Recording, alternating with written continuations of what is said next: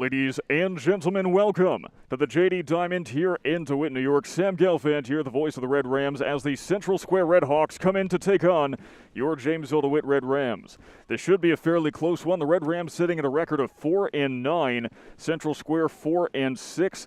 The season may be winding down for the Red Rams. After this, only 2 more games left in the season before sectionals kick off next week.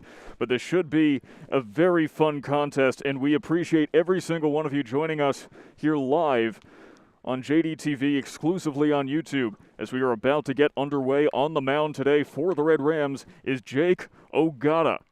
Ogata, the lowest ERA of any starter on the Red Rams so far, 2.77, only a 1.23 whip. And starting things off for the Red Hawks is Colby Fox, the junior. Took a little bit to get set up today. It looks like we got this just in the nick of time. We just got our starting lineups. And the first pitch of the game from Ogata is a strike. Fox playing center field today.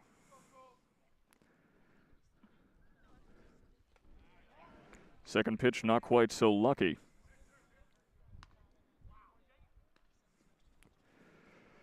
We apologize. The Oswego game that was previously scheduled was rained out, unfortunately, moved to the same night as the final girls lacrosse broadcast of the season, so we didn't have the ability to cover both games.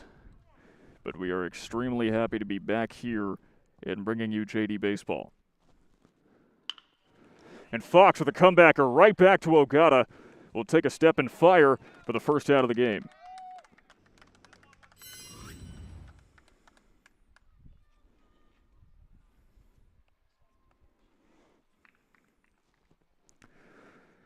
A 1-3 putout puts 1 out on the board. And that brings up Connor Levine.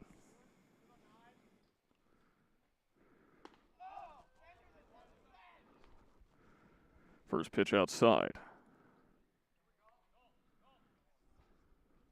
Levine, the shortstop.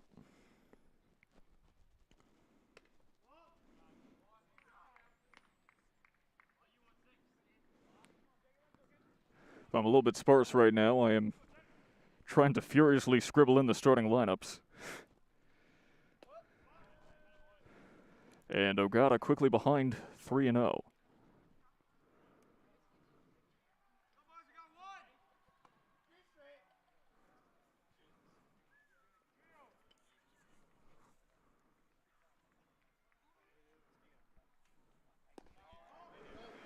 A 4-pitch walk puts 1 runner on. Levine will take first base. And that brings up Derek Schumacher.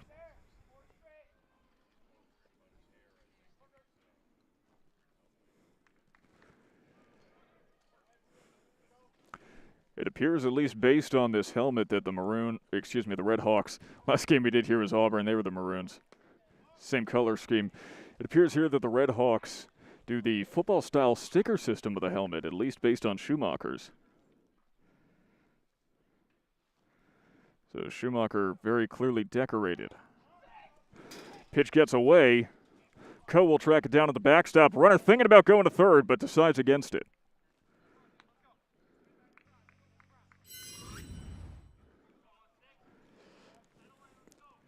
Breaking pitch broke too far inside. Now a runner on second, 2-0 is the count to Schumacher.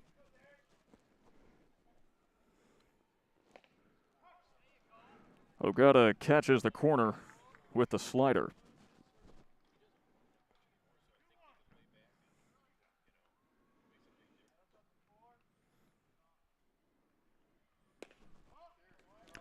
However, he's back down 3-1.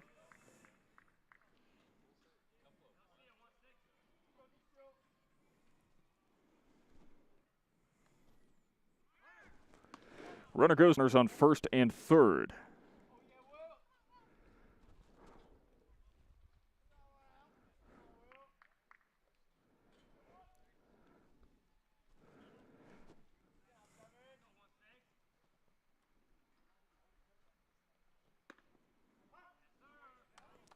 Strike on, but that's 2 straight walks.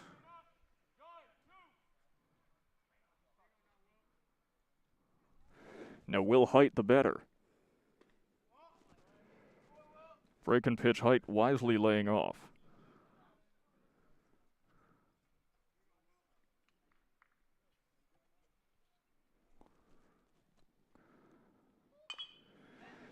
And Height, contact to the shortstop Alexander. They flip, get one. Throw across the diamond is errant, and they will not turn 2. A run scores, making it 1-0. The Redhawks up early.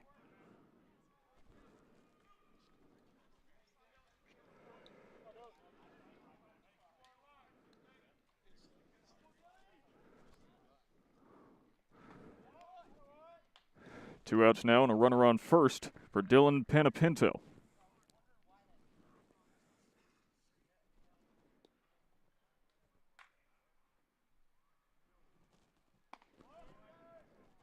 Little high, little outside. Ogata has had a little bit of trouble finding the strike zone early on.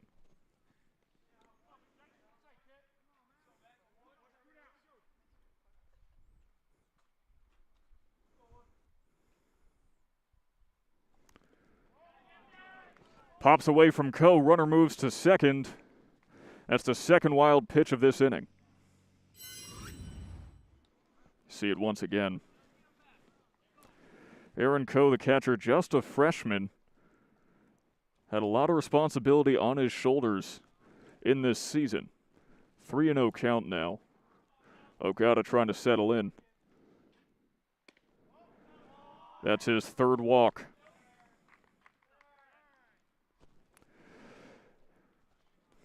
Now Aaron Coe showing some maturity as Panapinto takes first base. Got to talk the pitcher down here. That is one of the primary responsibilities of a good catcher. Now Joe Lagocci will step up. Lagocci. If I'm getting it wrong, someone please, we have a comment section, let me know.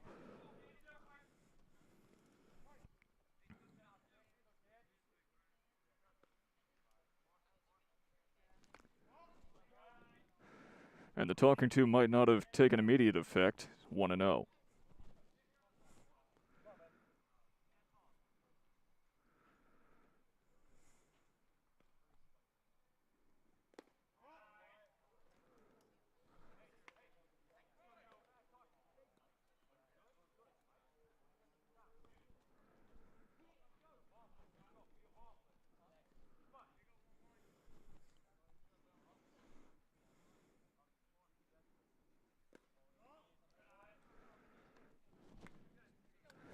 And Ogata once again down 3-0.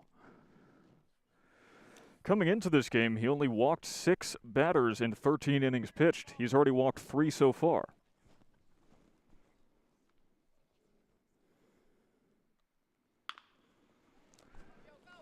Contact by Lagocci. Another flip to Alexander covering second.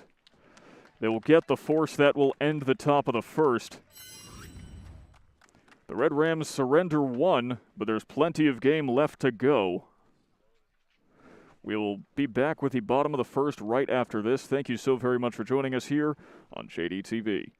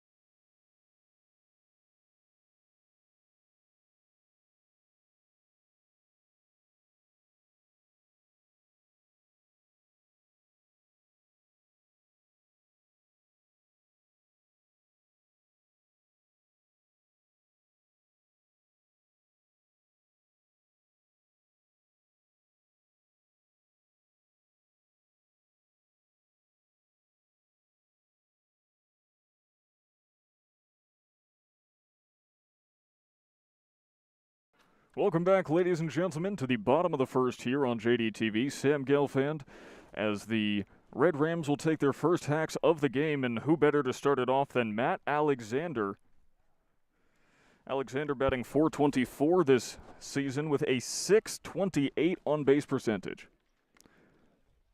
6 out of 10 times he steps up, he makes it to first base or beyond.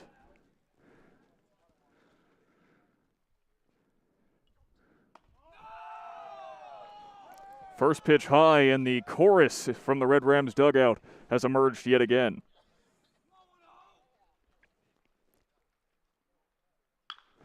Alexander rips it right field, but it's going to curve foul.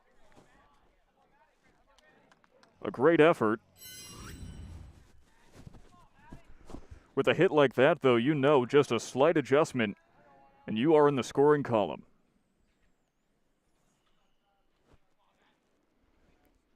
One to the lefty. 2-1. On the mound today for the Central Square Redhawks is Trevor Boyce.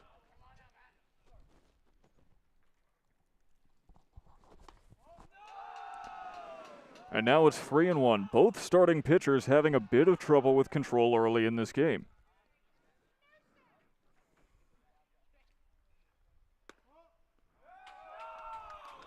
And Matt Alexander will take first base.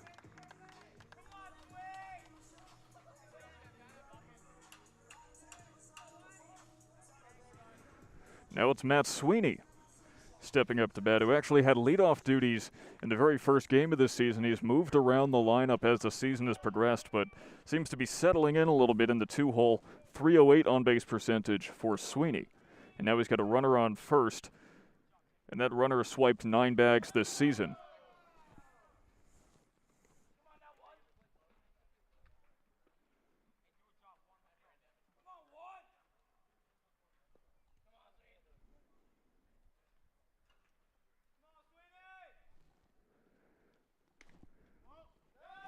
By the way, while we're talking about the runner on first, Matt Alexander, here's something that's pretty surprising to me. He has 14 hits on the season. That was his 17th walk. He has drawn more walks than he has hits, and he already has one of the highest hit totals on the team. If there's one thing this Red Rams team is good at, it's laying off bad pitches, as Sweeney does so again for the 3rd time in a row.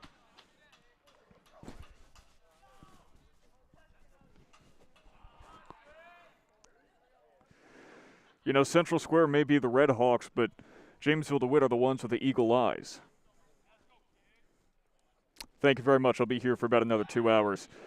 And Alexander will continue to be on first base as the pickoff attempt is not successful.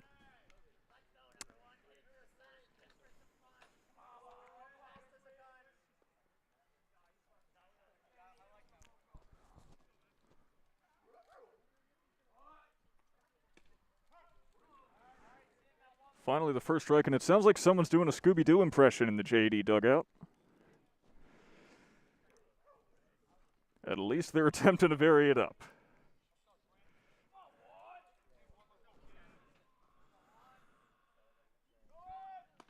Runner goes. Alexander has a good jump, but he doesn't even need it, as there's a walk.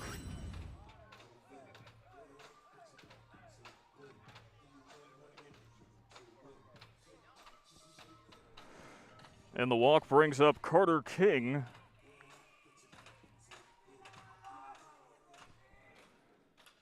As there's another quick mound visit from the catcher, Derek Schumacher, for Central Square. Carter King has 4 asterisk home runs this season. Should be 5. Home run accidentally taken away from him by an umpire who thought it bounced in front of the fence, not behind, and he takes a home run hack in the first pitch he sees today. King with a .359 on-base percentage, but a .609 slugging percentage. Half of all of his hits are for extra bases. Paints the outside corner 0-2. Situation King has found himself in before.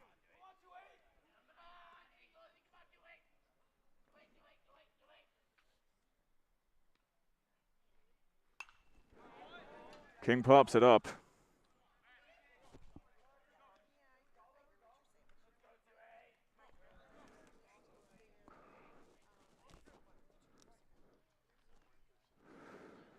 Oh, 2 count, 2 runners on. Here it comes. Too high. Boyce attempted the breaking ball, but in attempting to hit the strike zone, he overcompensated, went too high. 1-2 count, here it comes. King swings at the high heat, strikeout number 1 for Boyce.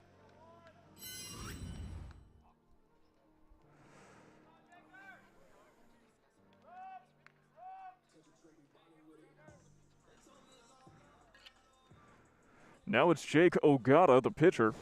Ogata has had limited playing time, at least at bat, but he has capitalized on all the opportunities he's had as he looks at the first pitch for a ball. 13 at-bats, 5 hits, .467 on base percentage, .538 slugging percentage.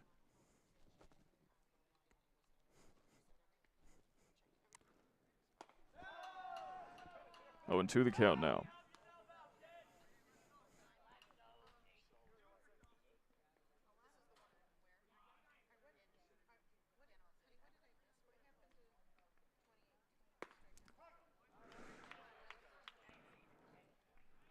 King takes the first strike.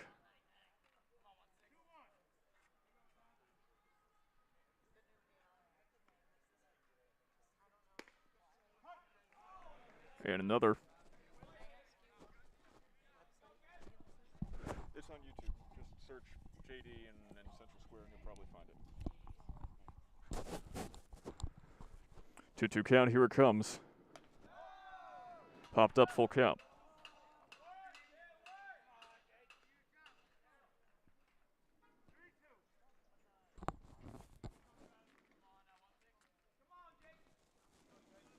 Ogata's work to a full count, 2 runners on, 1 out. The runners take off. Hit and run attempt is fouled off. And that's always such a frustrating thing when you're a player. You've got such a good jump and then it gets foiled because the person at bat, well, you can't really blame them for missing or fouling off because the best players in baseball only get on base 3 out of 10 times, so it's a hard thing to do, but Ogata will draw a walk. And the bases are now loaded for Dante Santos.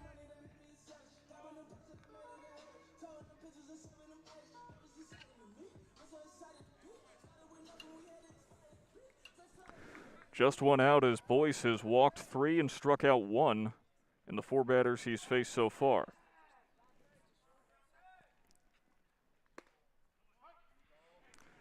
First pitch strike.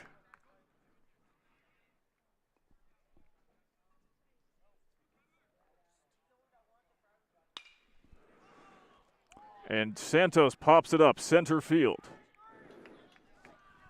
That should score a run, a sacrifice fly for Santos. Safe on third base. Literally dropped the ball, and it is now a tie ball game.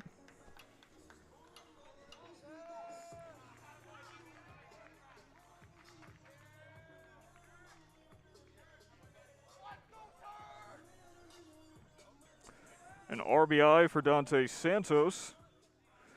Scores Alexander.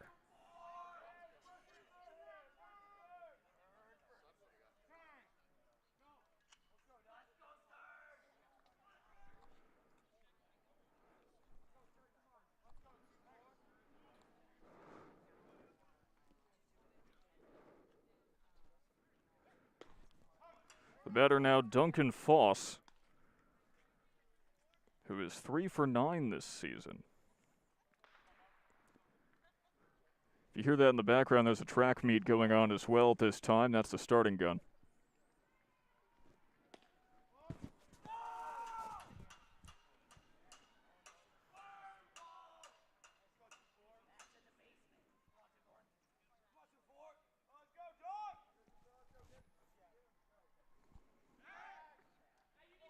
Ogata look back to first base.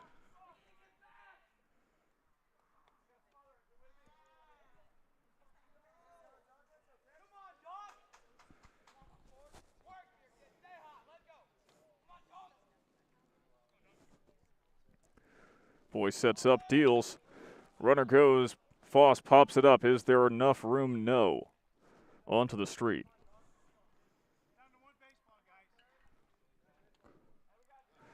Umpire requesting baseballs now as the count is 1-2, 2 outs to Foss.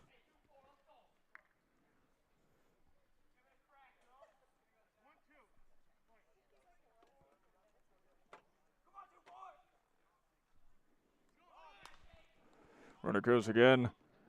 Foss pops up. Off the top of the dugout, this at-bat continues. Which is all right. Gives me more time to keep putting these starting lineups into my score sheet.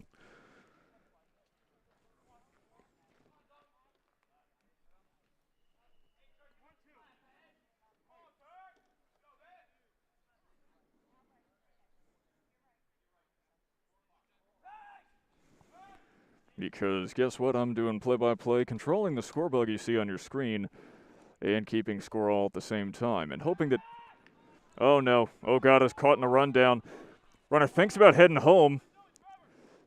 And now, caught in a rundown is Matt Sweeney, who attempts to go home. He's called out. Sweeney attempting to distract as Ogata got caught on the base paths. Instead, finds himself out at home, and the first inning concludes. So we'll be right back after this. Neither team has a hit yet in this game, but we're all tied up at 1. Don't go anywhere.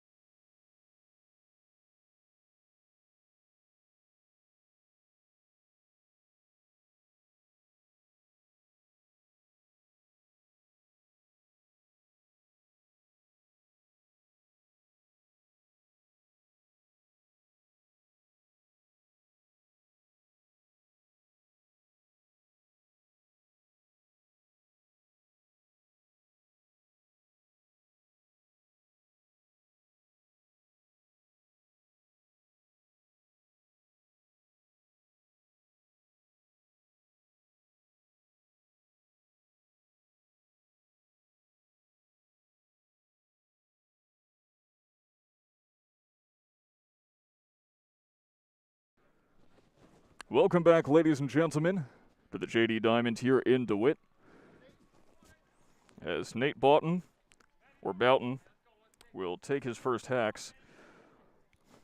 Got here a little late today, didn't get the chance to check for pronunciation, so we will assume Boughton, I would think. Boughton? It's Boughton. Okay, that's good. Second guess was the charm. Also, don't forget, ladies and gentlemen, we do have a live comment section here, and we have it open next to us. So please let us know if you have any thoughts about today's game or anything you just want me to know. We are taking a look, and if we like what you say, might even read it out on the air. Popped up by Boughton.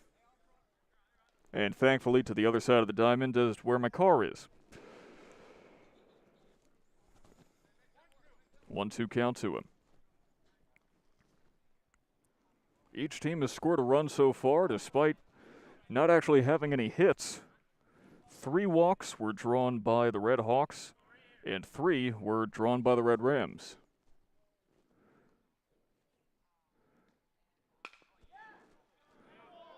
Boughton with a bouncer and the first base hit of the game.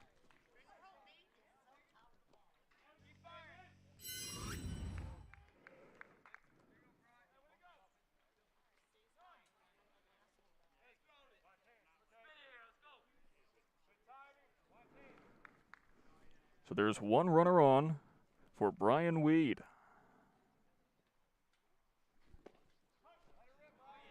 And Weed will look at the first strike.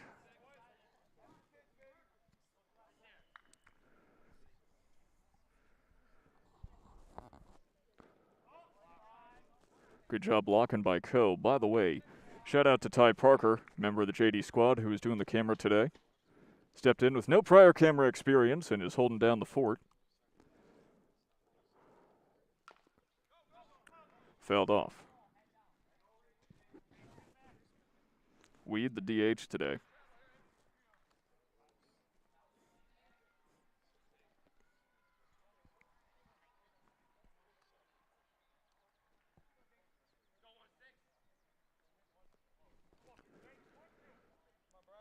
Ogata doing a little bit better job pitching to contact and at least hitting the strike zone than he did in the first inning.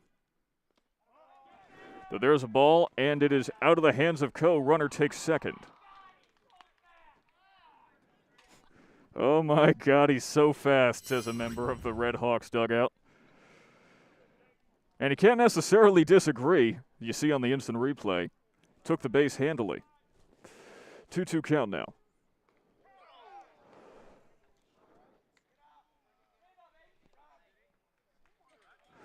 And now there's runners on first and second. That is Ogata's second hits batsman of the season. Caught him in the thigh. That was not a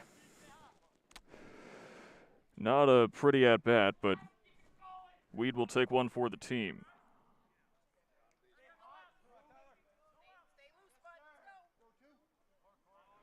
Brings up Tyler Fleming with 2 men on and no out.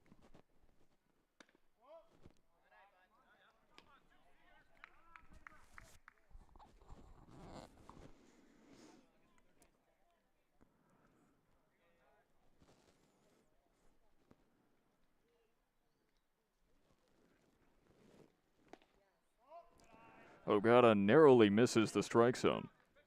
2-0.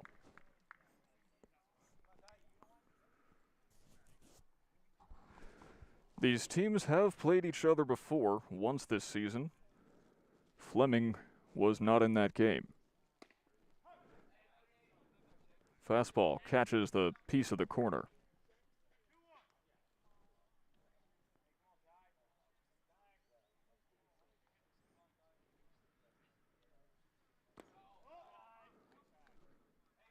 Ball inside. Ogata still having control troubles. Healthy lead taken on second.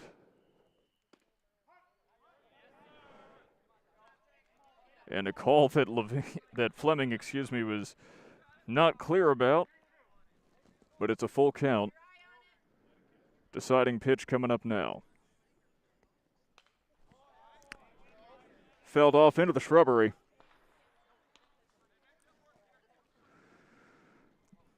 At some point in this game, it might be hard to differentiate the crack of the bat from the starting pistol at the track meet.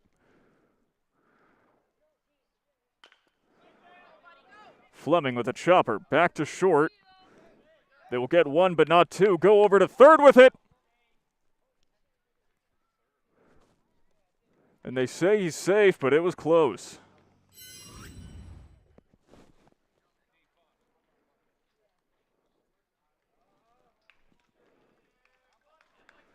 Got to adjust the bag.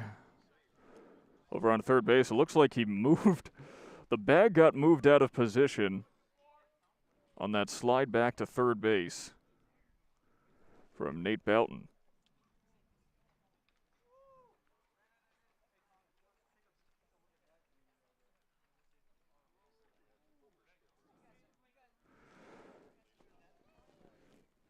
So it appears that on the slide back, not only was the base moved out of position, but the hole in which the base is meant to go into got filled up with dirt. So we get to watch a little bit of groundskeeping. Once again, we have a comment section. Let us know what you think of their technique out there. That's Duncan Fawcett, looks like, who took care of the hole.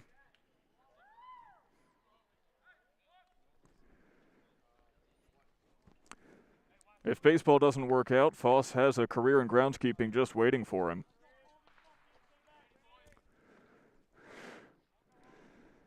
So there's a positive to take out of it as there's runners at the corners. First pitch ball.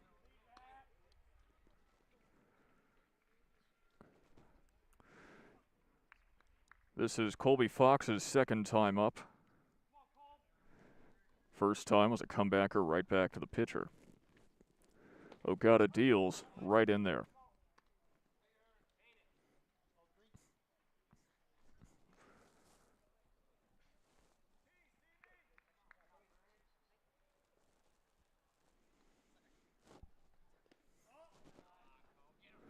Coe looking at the runner on first, and the tag is just barely not in time. But good heads-up thinking from Coe. Count is 2-1, 1 out.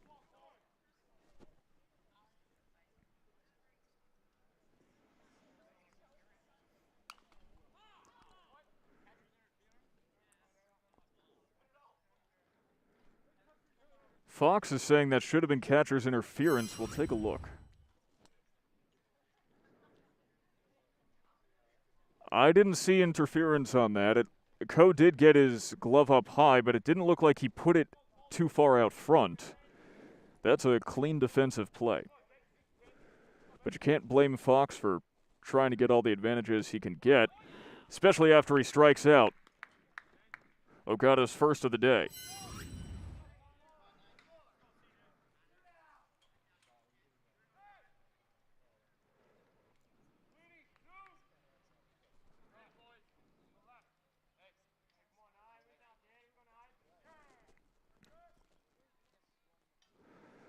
Coe calling a play. We're playing a very aggressive game of one-sided patty cake. You know how competitive that can get. And so can Connor Levine as he rips it into left field. One run scores, and Levine breaks up the deadlock. It is 2-1. The Redhawks take the lead.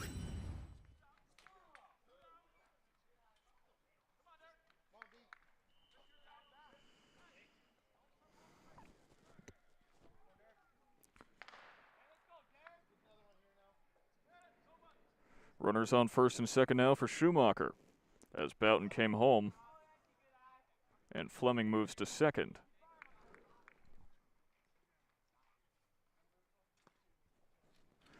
These teams pretty evenly matched, and we should be expecting that.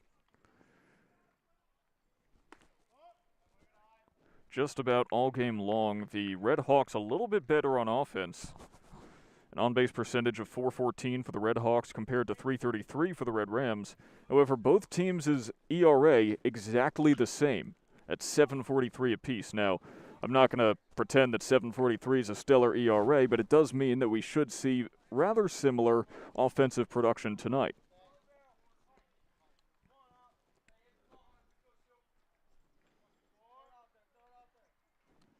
Here's the 2-1 outside.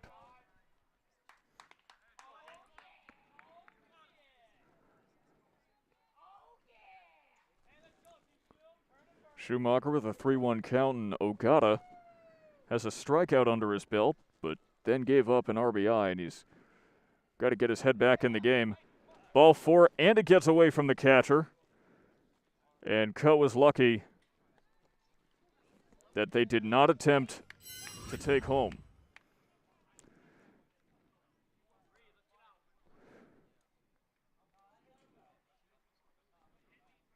Bases are now loaded, and we will have our first mound visit of the day from Coach Ryan Dira.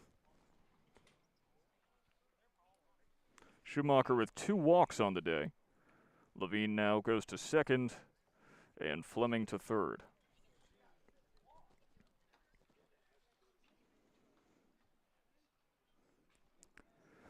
These two teams have pretty similar records right now.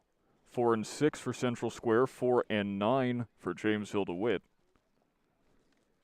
JD's just had the fortune of playing 3 more games.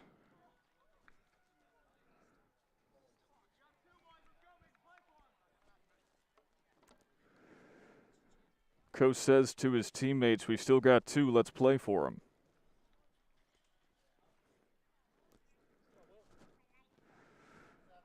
Will Height now will dig into the right side of the box. Bases loaded, 2 outs. Precarious position.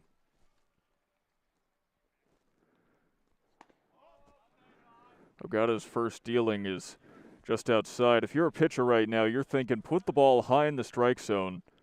Want to get this ball on the ground. There's a force out at any base. And you want to try to get the force rather than risk a pop-up, especially with the setting sun.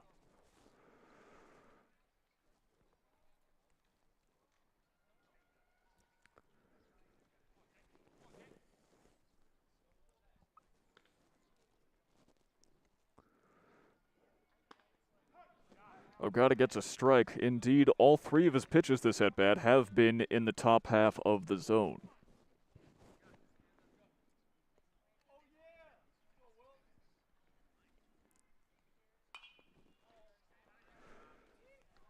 Fouled off. 2-2 is the count.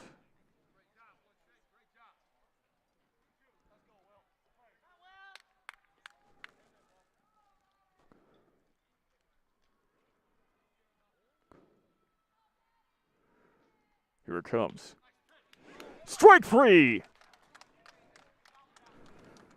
Height down on strikes, and Ogata escapes a precarious situation. Painting the corners, that ends the top of the second. We'll be back with the bottom as the Redhawks put on 1. But Ogata escapes a bases-loaded jam. We'll be right back here on JDTV. Thank you so very much for joining us.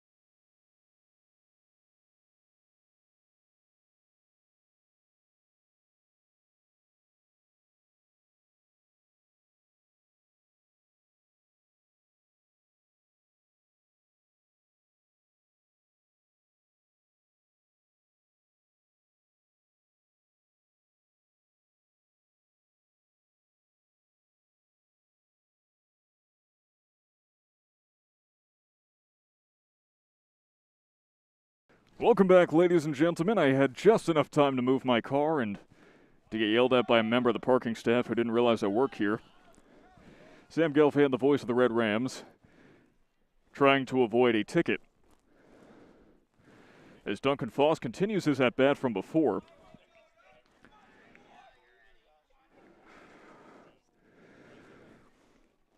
Foss was down 3-2 for Matt Sweeney. Was caught out at home. First baseman has room, and Lagochi will bring it down.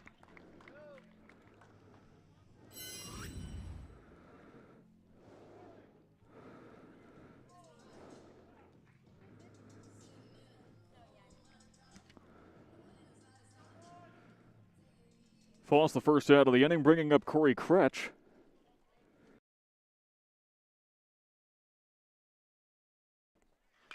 And Kretsch swings at the first pitch he sees, and a worm burner down the third base line foul.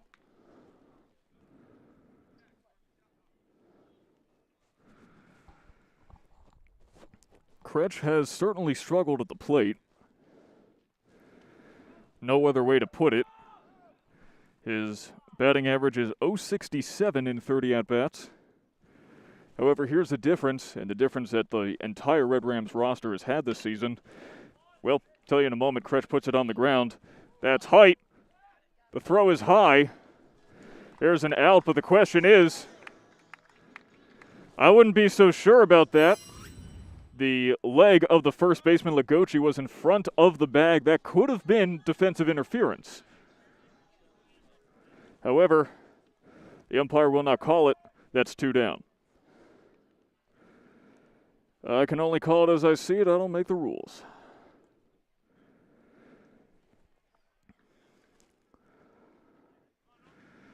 Nolan Brand now will step into the box as the music cuts back in for a brief moment.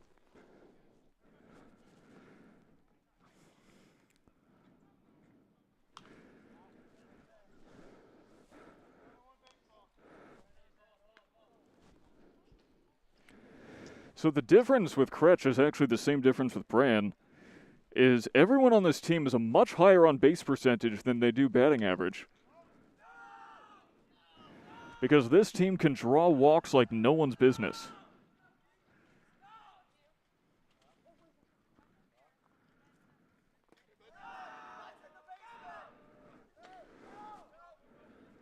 Brand will settle back into the 2-1 count.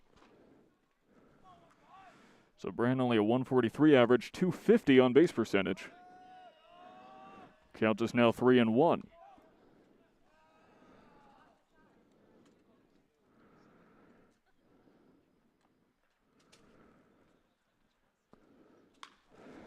Brand sees a pitch he likes but gets underneath it. Infield pop-up. Charging in is Levine, and he makes the out. A 1-2-3 second inning. It is still 2-1. Thank you so much for joining us here live on YouTube. We'll be right back after this.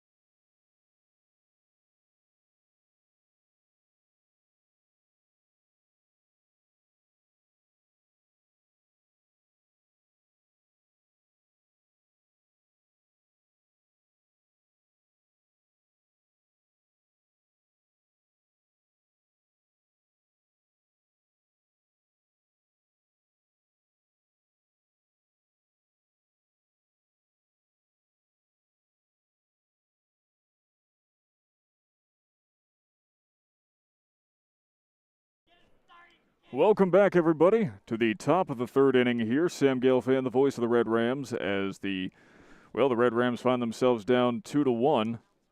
It's now Dylan Panapinto, the second baseman, who will start off the third.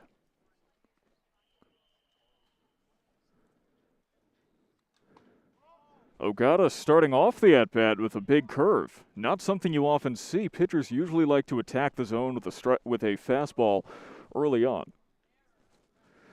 Usually that fastball, your most accurate pitch, is kind of a confidence booster.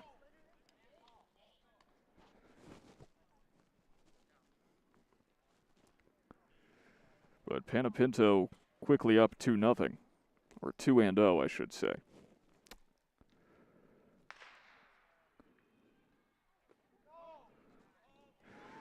It almost looked like Ogata stuttered a little bit in his delivery at the sound of the starting gun at the track meet.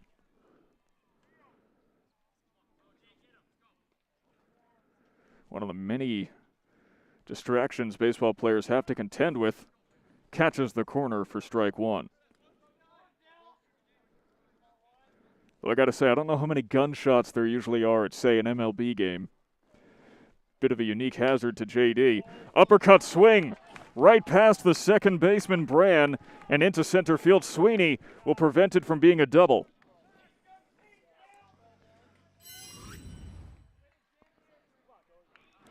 Panapinto reaches first base with the second hit of the day for the Redhawks.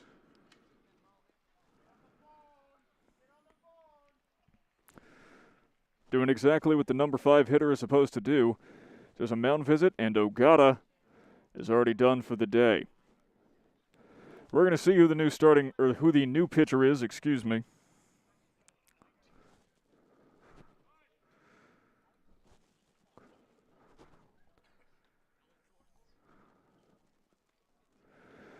And Justin Ellithorpe will take the mound for the Red Rams. We'll calculate Ogata's final line and tell you a little bit more about what's going on right after this pitching change.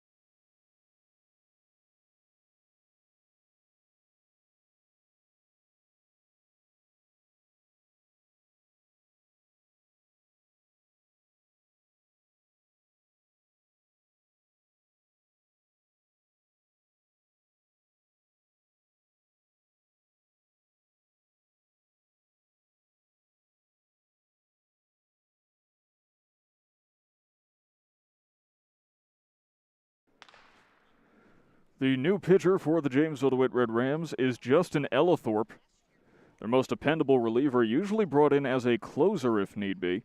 Has 5 1/3 innings pitched this season, a 1.69 ERA, really nice number, only a 1.13 whip. So someone who the Red Rams trust to shut it down, and the Red Rams want to shut down this Redhawks attack before it even starts. So Joe Lagochi now, the batter, with Panapinto on first. Ellithorpe not throwing from the stretch, first ball. After missing that Oswego game, it is really great to be back with you here on JDTV. You know, I actually had a pretty interesting opportunity over the weekend. Actually on Friday when the Oswego game was scheduled to be. Thursday evening, 11 p.m., my good friend who actually just got the job as the commentator for the Syracuse Mets, Will Scott, calls me up and says, hey, look, I've got laryngitis and I've got 2 games that I need to cover tomorrow. As the runner goes, hit right back to Alexander, steps on the bag, double play. Unassisted out at second, and Alexander fires it across the diamond to turn 2.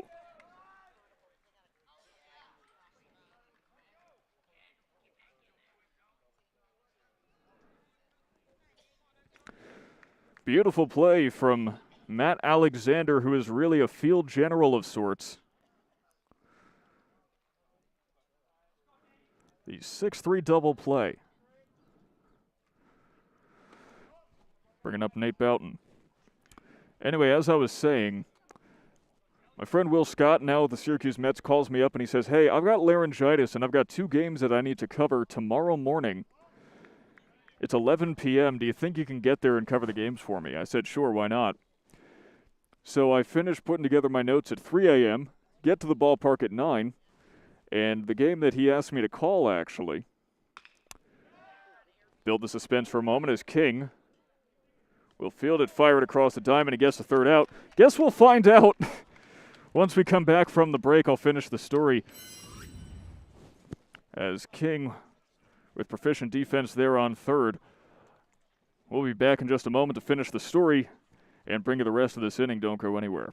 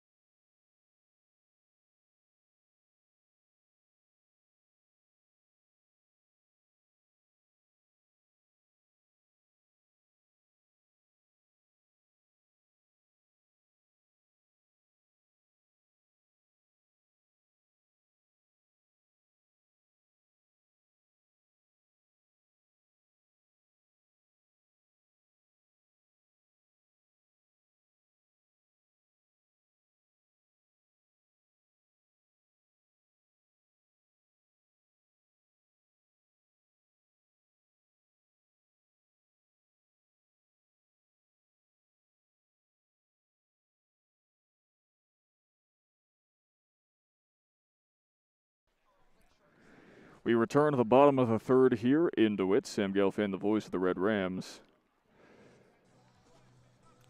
And Aaron Coe will take his first hacks. The freshman catcher stepping up to bat for the first time today. So I made the mistake of starting a story with 2 outs in the top of the inning, and to conclude that story, first pitch high. The 2 games I got asked to cover by my good friend Will Scott of the Syracuse Mets were the NJCAA, that's the National Junior College Athletic Association, Softball National Championships, which were actually just held about 10 minutes away from here in East Syracuse.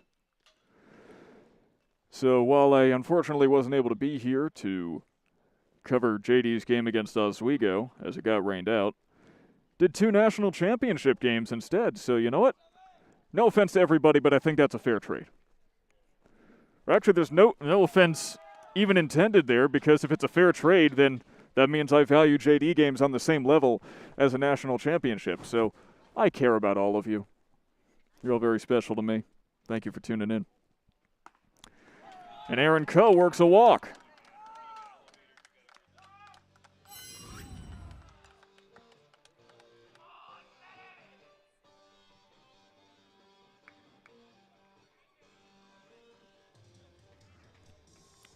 Now Matt Alexander will get his second at bat.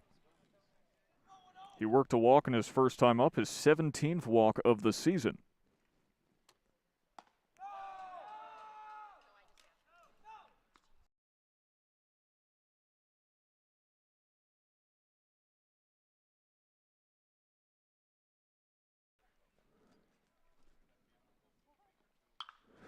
Alexander with a pop-up, and you can hear him audibly say, "Oh no." But it falls! Aaron Coe did not run.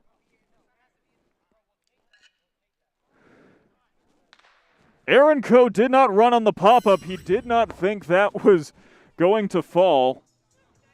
Though it did, it was dropped. That is not an, I don't believe that's an error, but that is an out.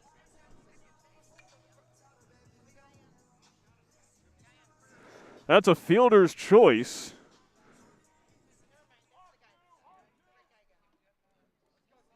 And perhaps the most bizarre fielder's choice you'll see today. Aaron Coe did not think that would get caught. And Matt Sweeney hits one on the short porch and right. So the Red Rams will get that runner on second anyway. First hit of the day for the Red Rams.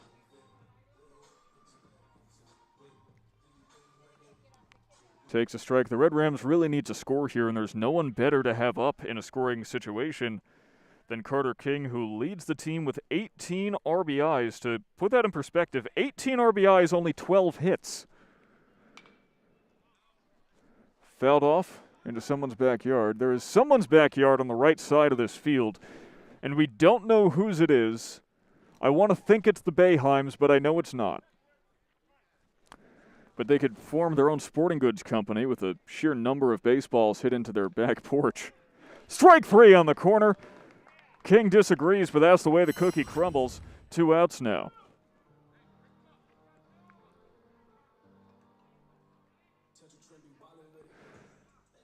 Good job framing by the catcher Schumacher, which may have made all the difference.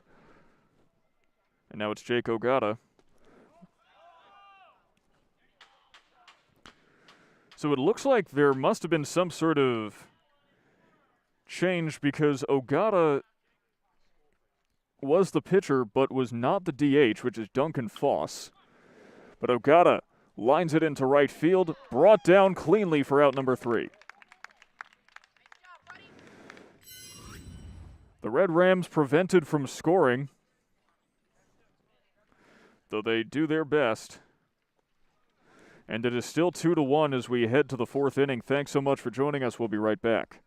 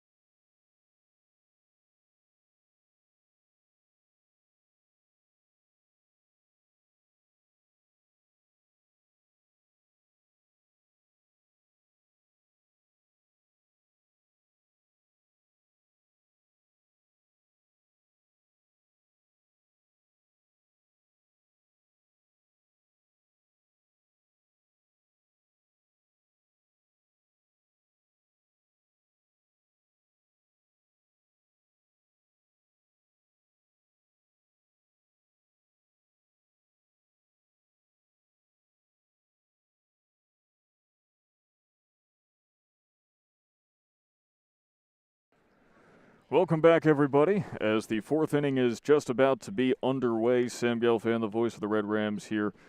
So happy to be bringing you this contest between the Central Square Redhawks and your Jamesville-DeWitt Red Rams. Brian Weed, the second, about to take his second hacks. First time up, he was hit in the thigh. He walked it off, so it doesn't look like it affected him in any way.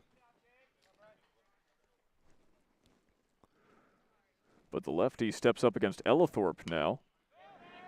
A chopper right back to the pitcher. Ellithorpe gets him by a bounce.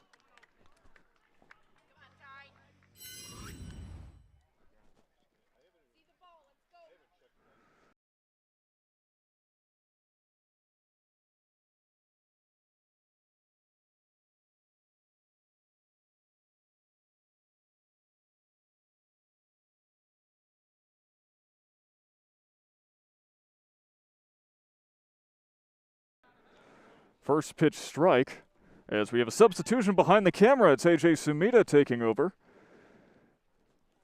Ty Parker heads back to the dugout.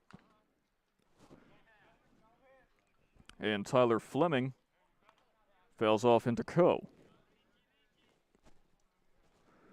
He's behind 0-2. Ellithorpe got all 3 outs in the first 2 batters he faced.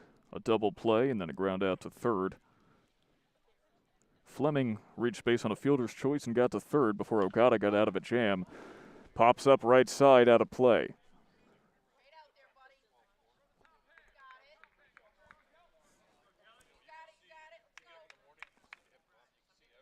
Fleming, the right fielder. A closed stance.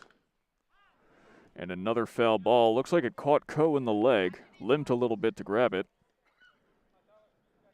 But it looks like he's all right. That's the important thing.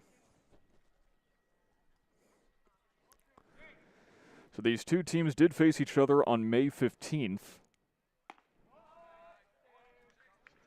The Redhawks took that one 9-6. It's actually the first time that the Redhawks beat Jamesville-DeWitt in almost 4 years to the day. May 16th, 2017 was the last time that the Red Rams lost to Central Square, and they're trying to avoid making it 2 in a row now. Fleming fouls it off. Yet again, he is truly staying alive in this at-bat. How many pitches is that? 7? So that's what, 4 or 5 foul balls from Fleming. And he works to a 3-2 count.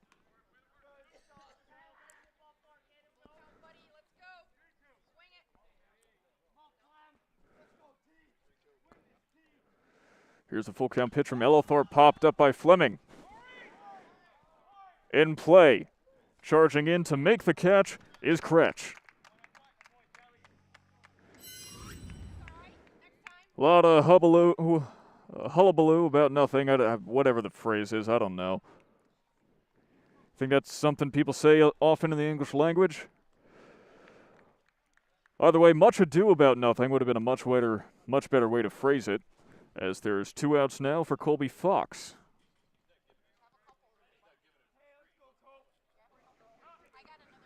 Fox is 0 for 2 with a grounder back to the pitcher and a strikeout.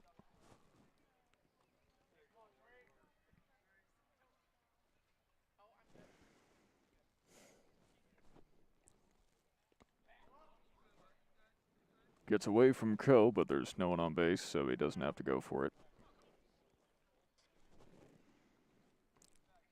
Levine in the on-deck circle grabs the ball. Chop swing by Fox, but it just to the left of the foul line. So it's a 1-2 count now.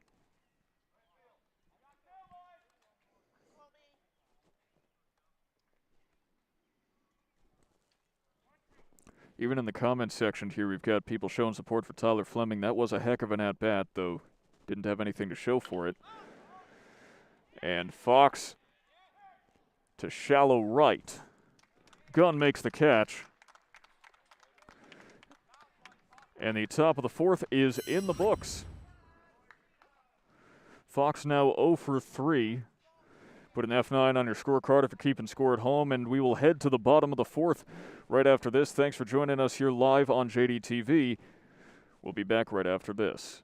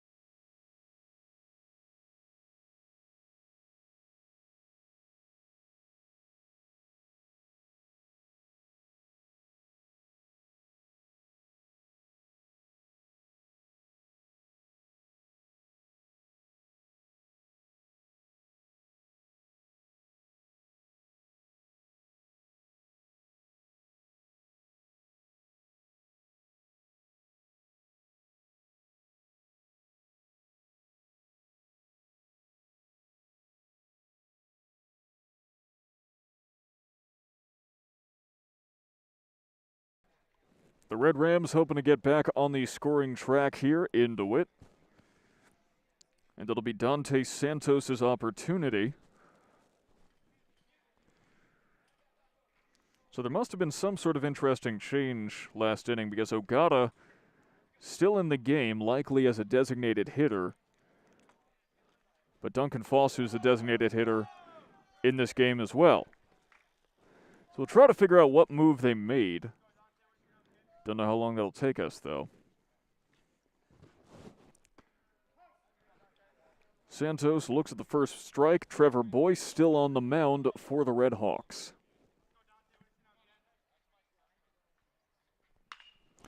And Santos slugs it left center field. Going back, makes the catch, does Boughton. Santos got some mustard on it, but it was not enough condiments to get it over the fence.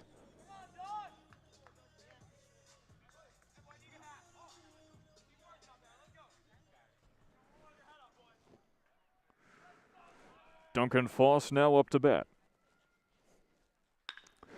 And Foss rips one to center field now. And it is promptly brought down by Fox. 2 outs in quick succession for the Red Rams.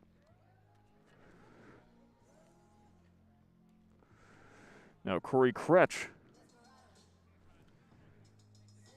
will peruse to the platter. He grounded out to third in his first time up. Takes it again, left center field. This time going back is Fox. And yet another fly out. An extremely quick bottom of the fourth. 3 flyouts to left or center field for the Red Rams. And we will be right back after this as we head to the fifth. The Red Rams quickly running out of opportunities.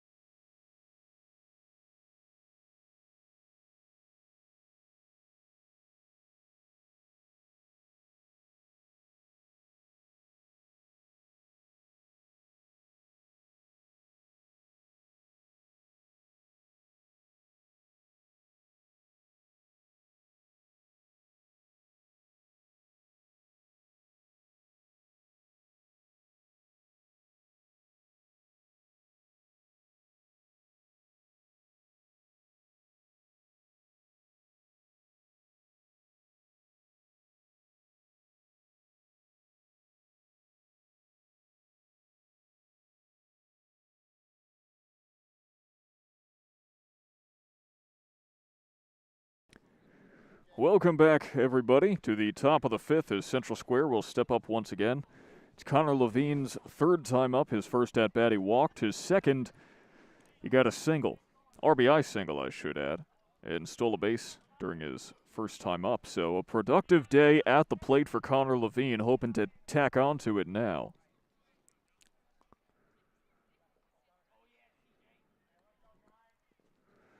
As Ellithorpe kicks and deals, and Levine pops it up.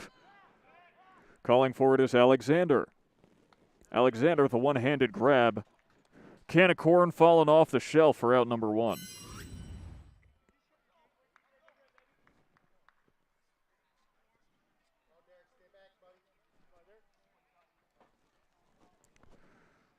Now it's Derek Schumacher, the catcher.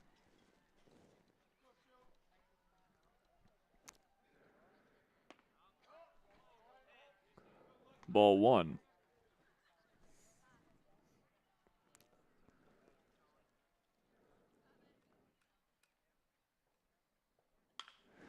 And Schumacher with a rip right back into the glove of the second baseman.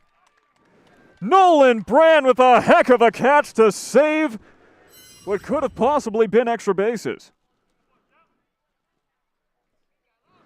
See it again, show it again. Nolan Brand with a leaping grab at second base. And that'll bring up Will Height.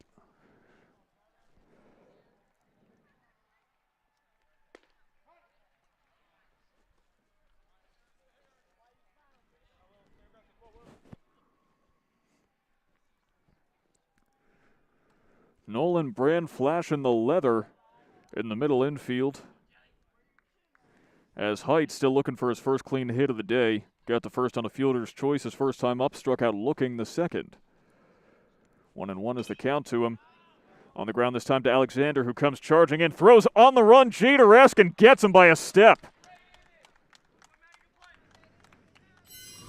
The Red Rams with web gems all over the diamond in the top of the fifth. Now they got to make some noise with the aluminum in the bottom of the inning, and we'll be right back to see if they do. Thanks so much for joining us. We'll be right back.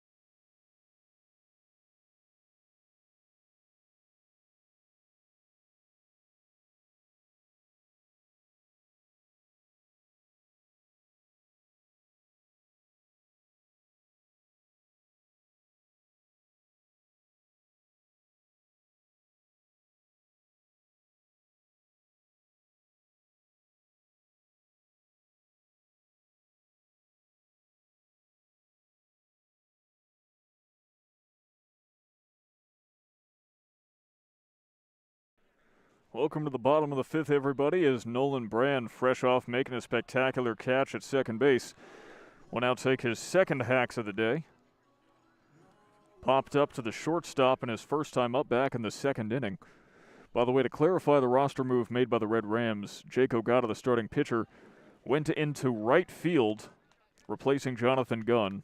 So no need for a DH anymore, at least out in right field. Foss can stay in that position.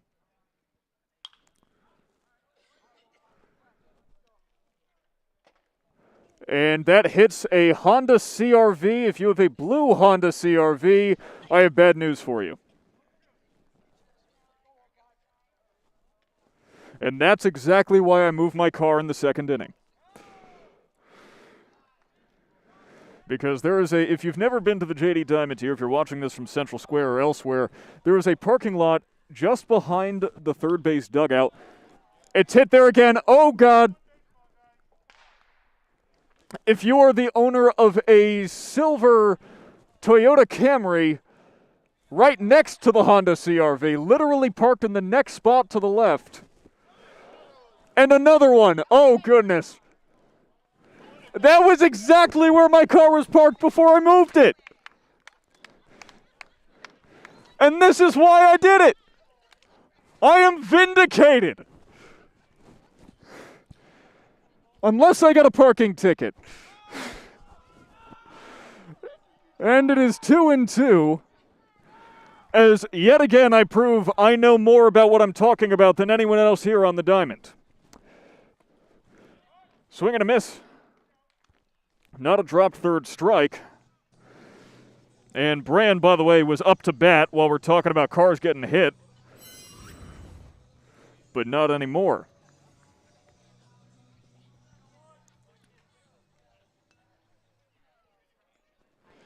So now one out for Aaron Coe. By the way, there's a baseball game going on, and who would have thought that a game where two teams who only have 2 hits and 1 hit apiece could be so entertaining? As Coe flies out to center field, that's Fox with the catch, his third in 2 innings.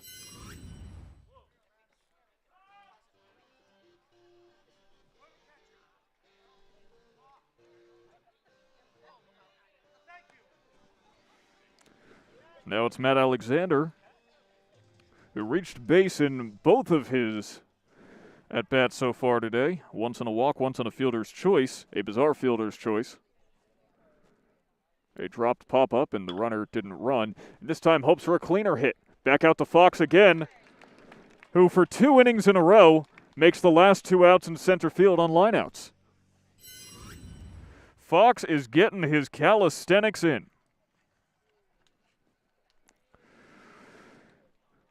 If the Redhawks lose this game, he is excused from running laps by my decree.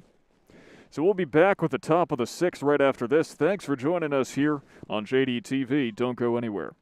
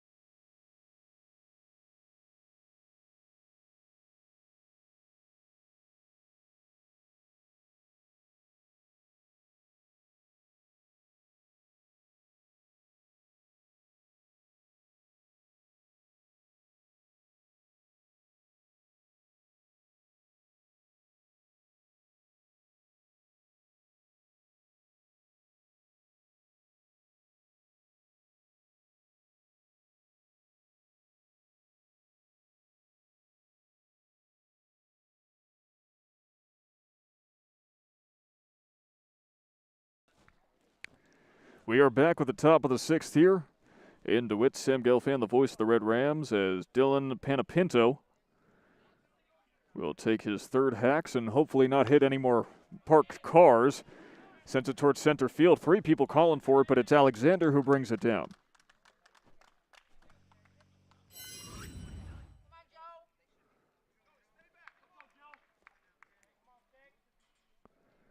So 1 out in quick succession with just 1 pitch. Now Joe Lagochi, the lefty, pulls one into right field. Charging in is Ogata. 2 pitches, 2 outs.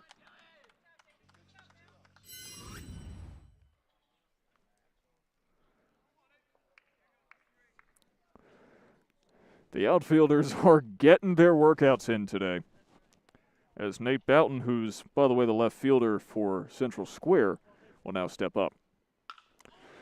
And he hits one to right field. Ogata judging it. Tough in the sun. But a little fun in the sun never hurt anybody. A 3-pitch inning for Justin Ellithorpe, the pitcher.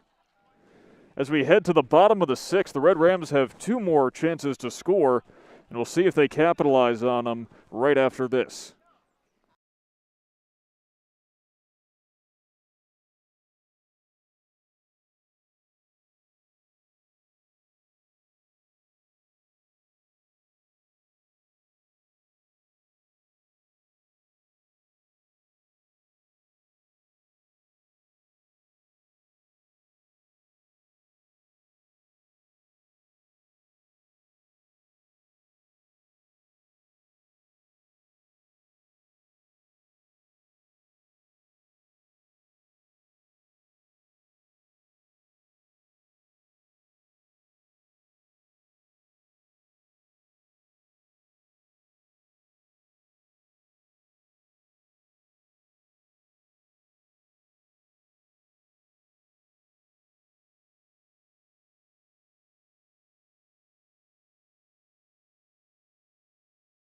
We return to the bottom of the 6th here in DeWitt, as it's the 2-3-4 batters who will step up for the Red Rams, starting with Matt Sweeney, who has the first and only hit so far today for the Red Rams. Trevor Boyce left into the game, and why not? He's the only person who scored was the first batter of the game. Only allowed 1 hit.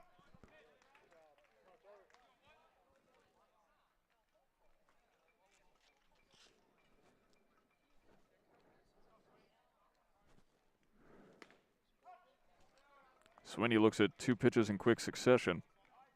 48 at-bats for Sweeney, 12 hits. That's a .250 batting average. When he gets on base, though, he leads the team with 10 stolen bases. So he's a speedster, and he attempts to get on the bag now. Goes foul. That was close, though, as you see again here.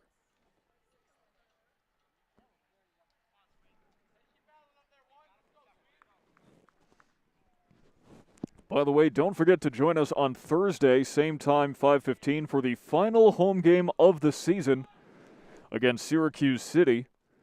Should be a fun one. Fouled off by Sweeney.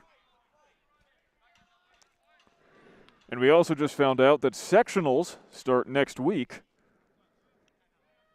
However, the home team is determined by the seeding. Highest seed gets home field advantage. Sweeney takes it for a ride, center field, no one's there. Bounces up against the wall, Sweeney racing for second. It's a close play, and he's safe. The tag was not applied in time, and Matt Sweeney has his 3rd extra base hit of the year.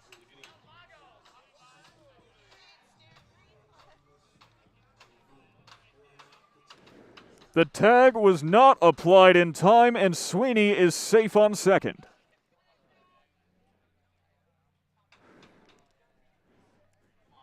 Brings up Carter King,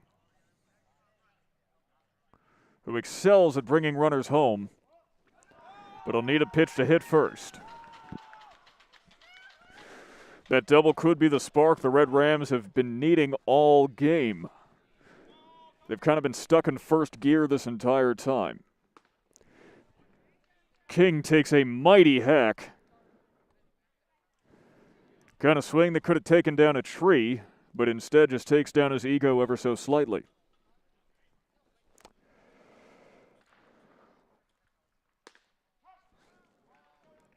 The umpire has been very forgiving on that outside corner all game long, expanding the strike zone horizontally. 1-2 count, no one out, runner on second. Contact foul. Back into that backyard.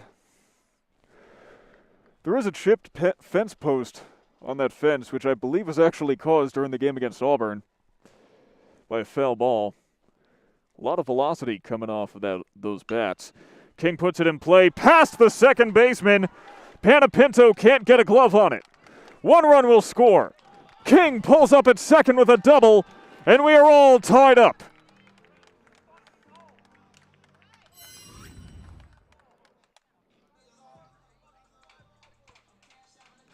Carter King delivering in the clutch like he is known to do, as we have the first mound visit of the game for Central Square. An RBI double for Carter King.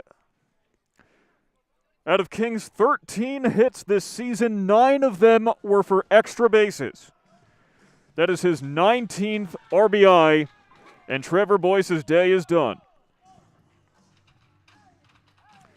We'll see who the new pitcher is and tell you all about it right after this. Thank you so very much for joining us. We've got ourselves a game.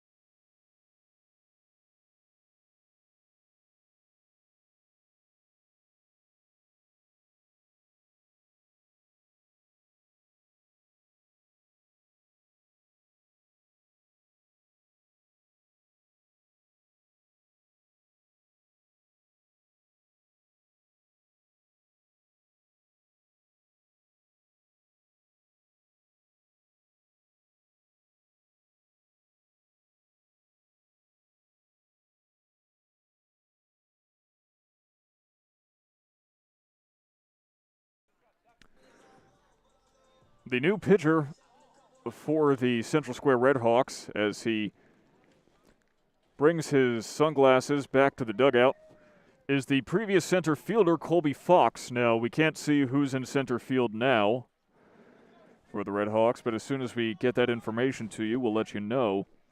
In the meantime, Trevor Boyce's final line: 5 innings pitched, 3 hits, 2 earned runs, 4 walks, 3 strikeouts. No wild pitches or hit batsmen.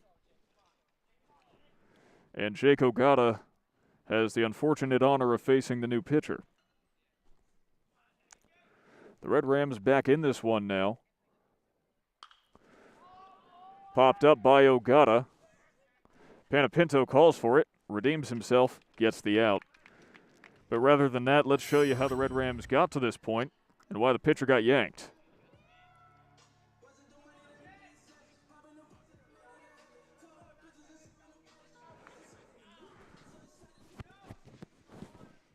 One out now and a runner on second for Dante Santos, who has an RBI thanks to a sacrifice fly back in the first inning, but is 0 for 2. Dante Santos benefiting from the Pablo Sanchez school of batting. Not the tallest in height, but hunches down, makes that strike zone as small as he physically can. And another benefit there is if he was a few inches taller, that would have hit him in the head.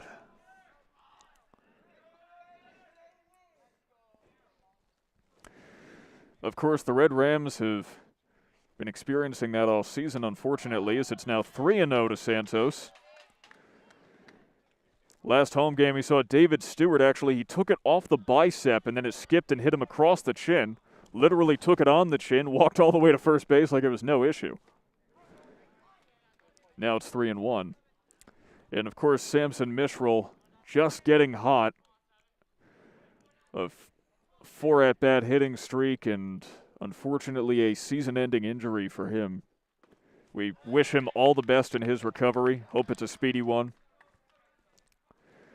Just the most unfortunate of situations for Mishral, hence why he's not in the lineup today, but we hope he'll be all right. The good news is he's certainly doing fine, and so is Santos, though he could be doing a little bit better if that had a little bit more distance on it. Brought down by the new center fielder, whoever that is.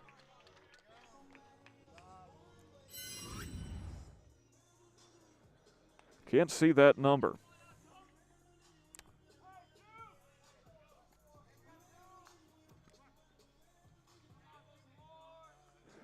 There's 2 outs now. And it's Duncan Foss who takes the first ball. Foss with no batting gloves.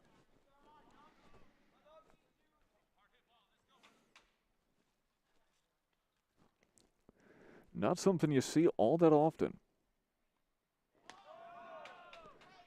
We'll be kind and call that a pitch out from Fox. Keeping the runner on second honest. After all, that's Carter King. King has stolen 1 base this season.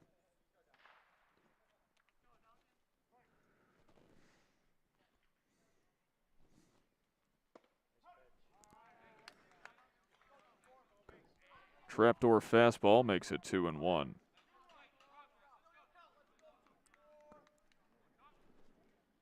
This is shaping up to be quite the game as Foss gets a piece of it.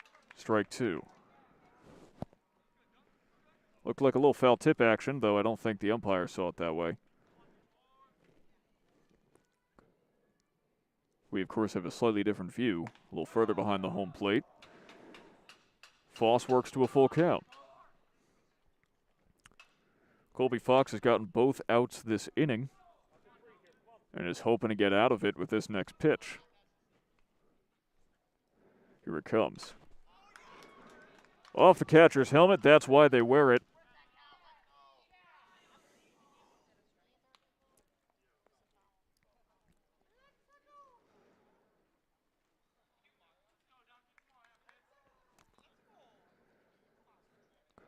Protective gear, always a good idea. You know, I was actually a couple nights ago reading up on the rules of cricket, trying to see if I could teach myself the game in one night. And if you think batting's hard, try doing it in essentially catcher's gear. Though Foss strikes out, stranding a runner on second and ending the 6th inning.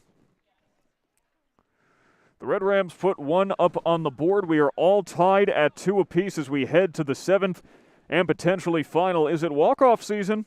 Only one way to tell. Find out right after this.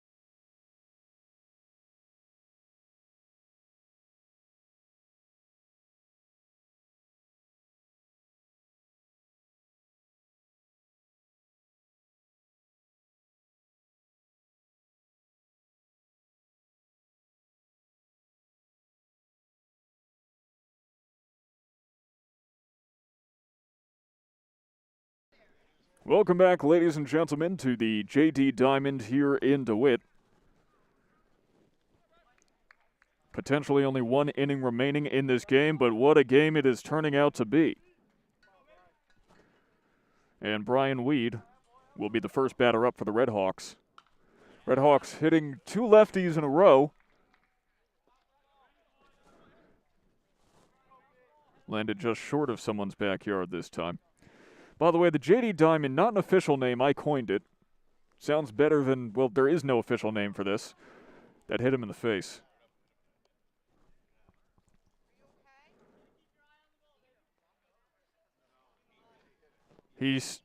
I heard him say it hurts, but they're going to check him just to be sure. He's waving off the coach, but you have to take precautions after something like this. Take a look at it one more time. Foul ball hit him what it looked to be in the cheek. And he's okay. Luckily, a foul ball, you're going to get less velocity than a ball hit in play. So it's technically safer to get hit with a foul ball. I did not mean to hit that button. 1-2 is the count. On the ground, Weed. Fielded by Brandon. He is safe. Beats out the throw. Good old-fashioned hustle. You cannot beat it.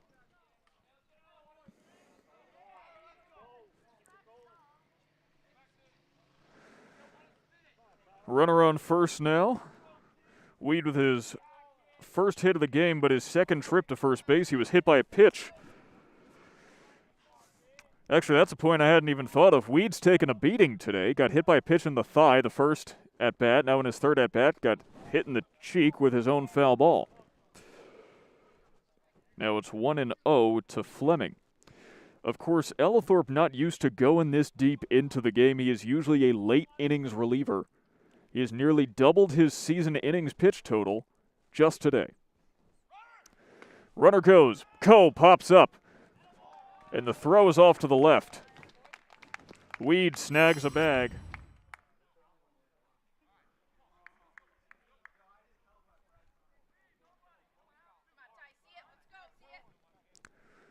Now the count is 1-1 with a runner on second. Once again, I am doing the commentary, keeping score and keeping the score on your screen. Chart of all these graphics, so bear with me if I'm a little spacious at points. 2-1 count now. Runner on second to Tyler Fleming.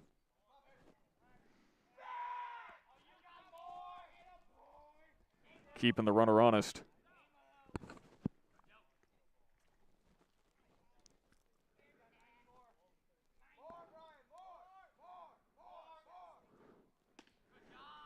Ellithorpe blows one by Fleming. 2-2 is the count.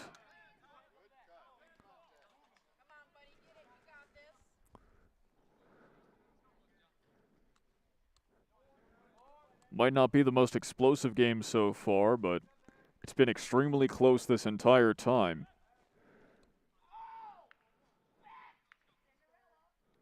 Once again, Ellithorpe taking a look at the runner.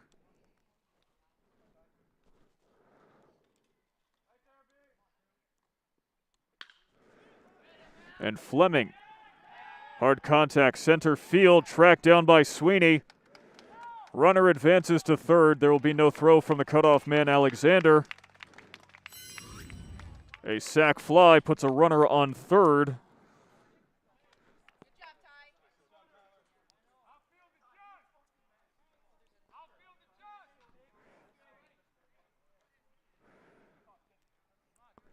And now there's a runner on third and only one out on the board for the new pitcher, Colby Fox. Ellithorpe in a sticky situation. And Fox puts one in the air. Runner could tag. Sweeney brings it down, unloads the cannon. Cutoff man Alexander, no throw, and it is 3-2.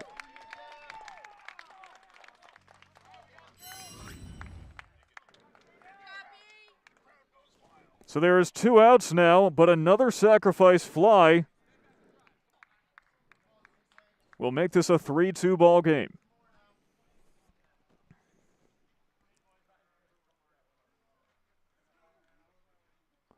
An RBI for Colby Fox, bringing home Weed.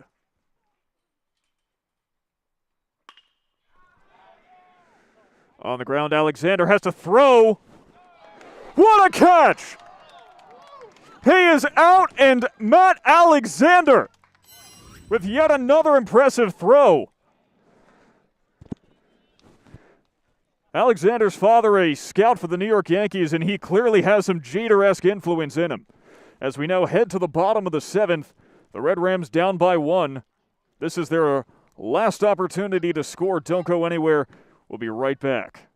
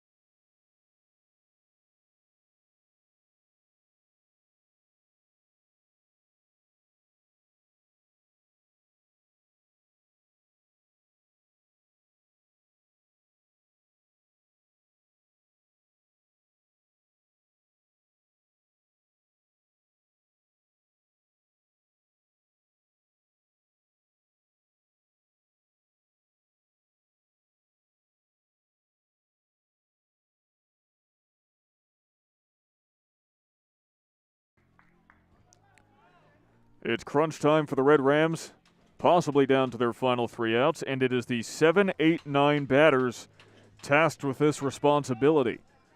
Starting with Corey Kretsch, who was 0 for 2 today. Grounded out to third in his first time up, and lined out to center in his second.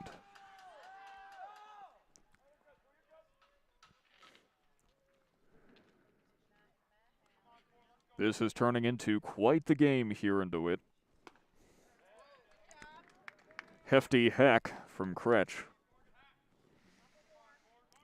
So Kretsch with an .067 batting average heading into this game, but a .243 on base percentage because he's worked 6 walks, and he stole 4 bases once he got onto first base. Only 2 hits on the year. One of them was a double. Looking for hit number 3. It's Boyce who makes the catch in foul territory. 1 down.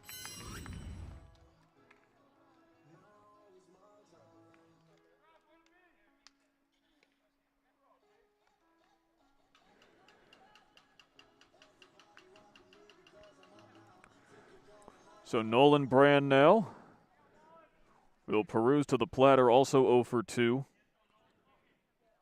Popped up to short and then struck out.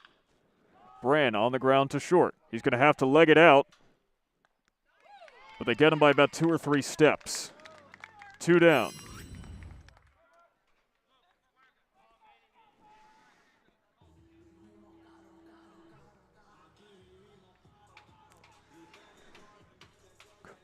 And we have a pinch hitter. It is Emmanuel Consuegra Artiga.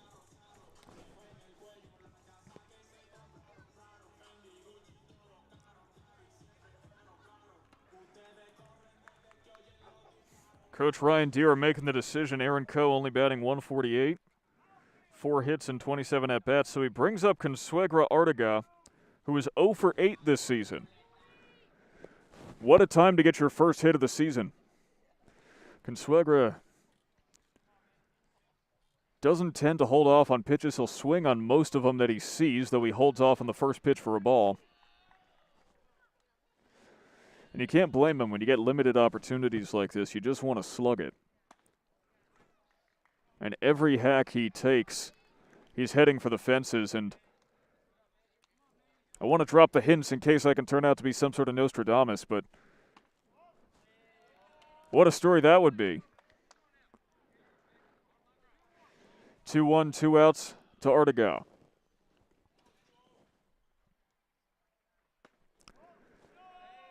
Inside, 3-1.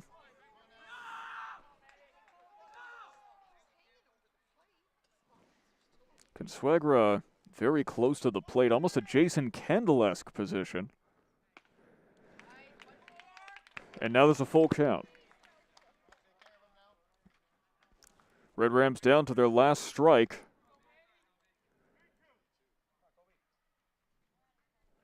Full count, 2 outs. Fox delivers.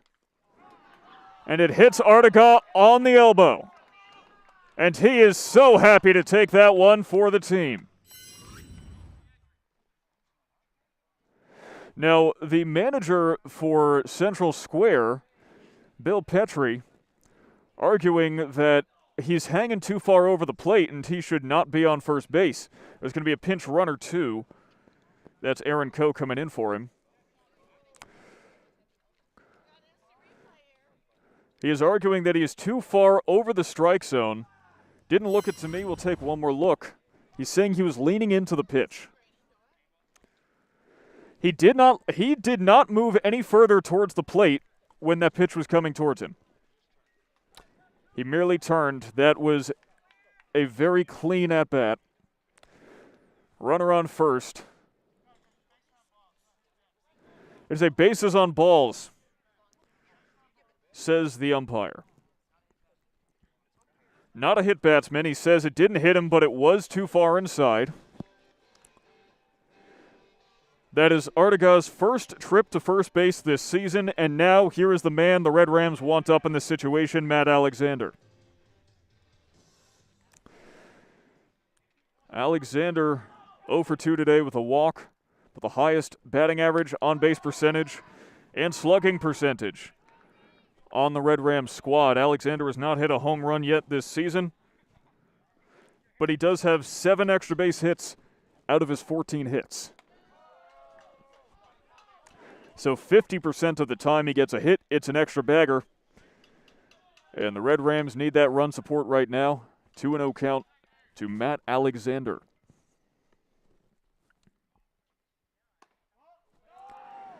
A patient eye.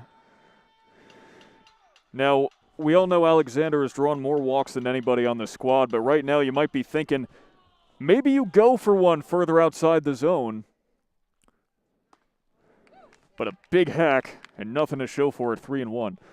Maybe if there's something outside, a hitter's pitch, though a ball, you swing for it here, you try to extend, get as much rotation as possible, make contact, see if you can bring in a run, instead of leaving it up to someone else with 2 outs. But that one's clearly outside. Alexander draws the walk. And now the responsibility goes to Matt Sweeney.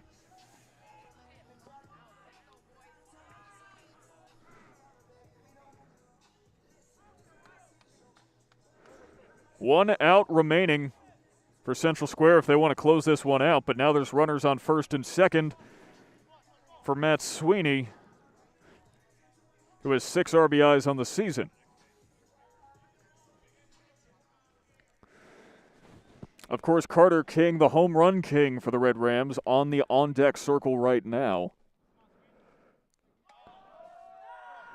And if Sweeney can work his 4th walk of the season, fifth, he walked in the first inning. If Sweeney, who doubled in his last at-bat and then scored, can work his 5th walk of the season, you've got the Red Rams' best power hitter up to bat with the bases loaded. But right now there's runners on first and second with 2 outs, 2-0 count to Sweeney. This is what baseball is all about, this tension, the drama, late innings. It all comes down to this. 3-0, 3 pitches high. If you're the catcher, Schumacher, this might be when you go out to talk to your pitcher, but he's going to opt not to. He's going to ride it out.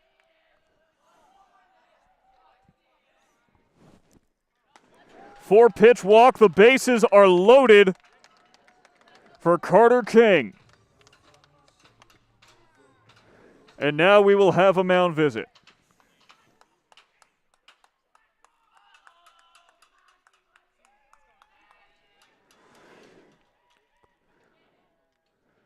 It's looking like they're going to stick with Fox.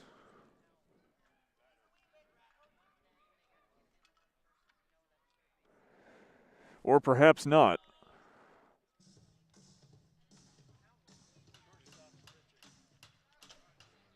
Umpire telling the team to turn the music down. We do have a new pitcher. Can't see the number. We'll tell you who that is as soon as we do. It is Levine, I am being told. Connor Levine, the new pitcher.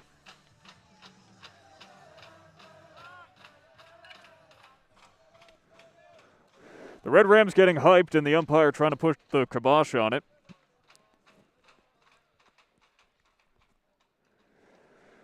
But in case you need other reasons to celebrate, today is the World Day of Parents. So today's a day to go up to your parents and say, hey, thanks for doing everything that you do. It's also World Milk Day. Because if you think there's a holiday for it, you're probably right. It's also National Olive Day, and of course, it's not the 4th of July, in case you needed the reminder. So Connor Levine coming in the most dramatic of circumstances. Bases loaded, 2 outs, your team's up by a run, and the other team's best power hitter is at the plate. This is the stuff that stories are made of, that legends are made of even. Even if it's just a game towards the end of the season, it's the kind of thing that you tell people for years to come if you happen to pull this off one way or another.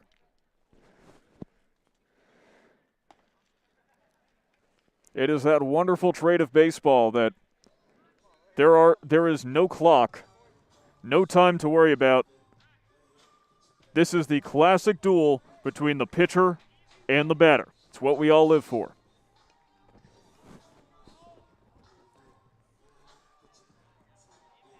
And Carter King takes a deep breath before he gets into the batter's box. Once again, Carter King, a .261 batting average, but a .359 on base percentage, .609 slugging percentage. First pitch ball. He has 4 home runs on the season, should be 5.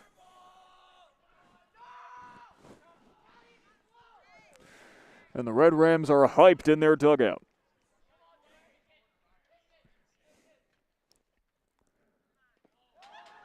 Another pitch in the dirt. And King has a real advantage here. If he walks, the game is tied. He gets the first base, and we could possibly go to extras. But he wants to end this with one swing of the bat.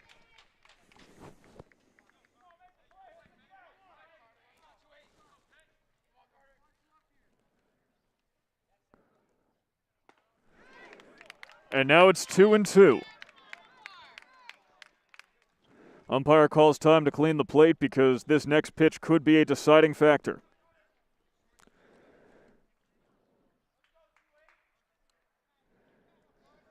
It's Casey at the bat here, though it's Carter King instead. Full count, 2 outs. Bases are loaded, down a run are the Red Rams.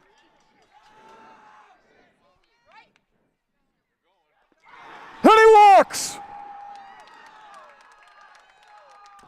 We are all tied up at 3 apiece as Carter King draws the most important walk of this season.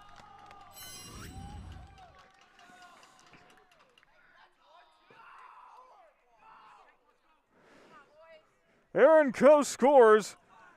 The runners move. Bases are still loaded, tied up at 3 for Jake Ogata, the starting pitcher today. If he walks, if he gets a hit, this game's over. And he wants that hit, but he fouls it off. Now he's behind 0-2. We could be heading to extras. Be the first time this whole season that a home game has gone to extra innings.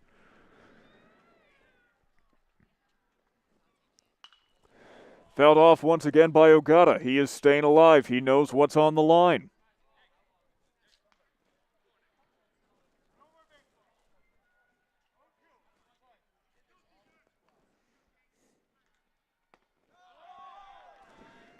Low and inside, ball 1. Every single one of these base runners you see here was put on with 2 outs. Ogata pops it up. There's room. Boyce calls for it, gets it. We're going to extras. Hope you enjoy some free baseball because it's coming your way whether you like it or not. We head to the 8th inning right after this. Thank you for joining us here on JDTV as this game reaches its dramatic climax.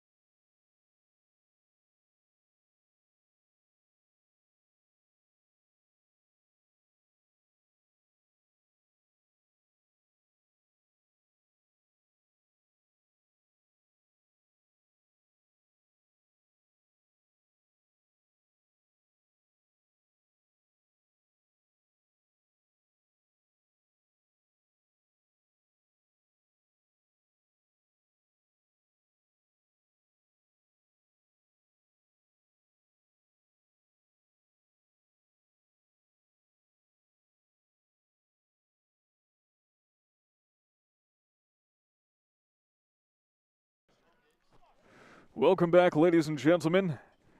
For the first time this whole season, we're heading to extras. Have to check the record book, but it might be the first time either of these teams have gone to extra innings this season.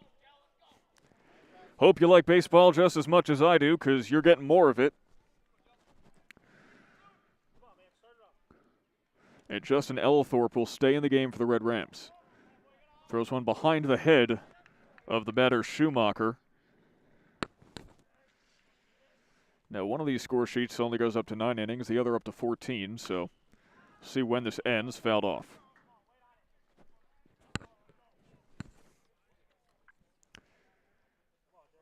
If you have opinions on this game and how it's going, don't forget we still got the comments section up and still taking a look at it. The 1-1 to Schumacher from Ellithorpe. Ripped into left field. Underneath it, sliding catch! Dante Santos with a web gem, laying across like Ron Swoboda. What an excellent catch by Dante Santos, saving a base runner. The Red Rams have been firing on all cylinders defensively today. As Will Height now up to bat. That may just say F7 on the score sheet, but in practice, that was much more impressive.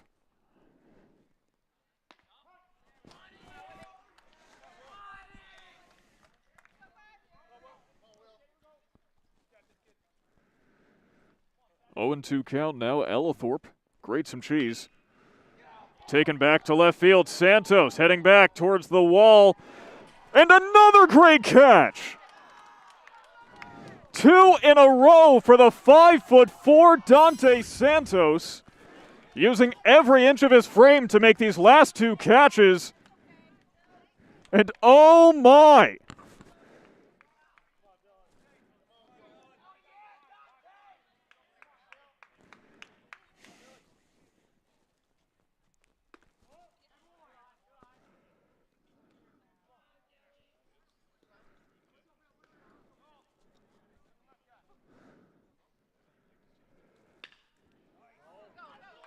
And this will be a base hit for the Redhawks. Dylan Panapinto reaches first safely.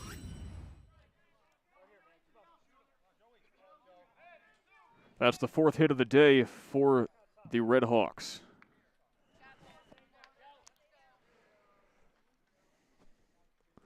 Here in the top of the 8th, Ellithorpe has not gone this deep in any game yet.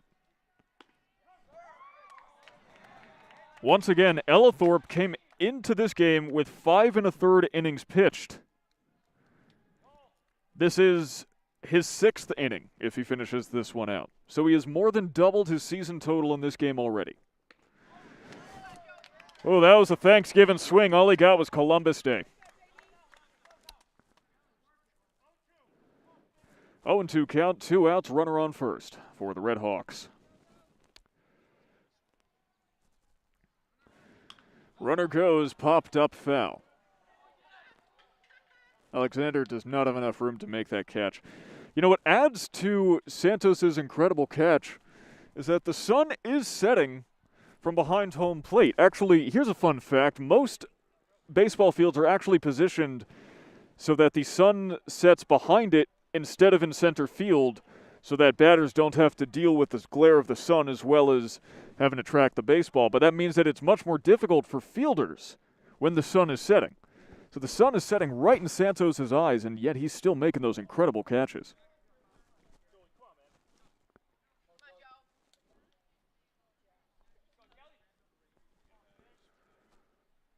Here's the 0-2. Back to Santos again. Easier time tracking this one down. He is responsible for all 3 outs, and it's a banner inning for him, whether or not this game ends in one way or another. Dante Santos with 3 putouts in left field. And we head to the bottom of the 8th. The Red Rams hoping to put one more on the board and take this one in extras. Only one way to see if they will. We'll be right back.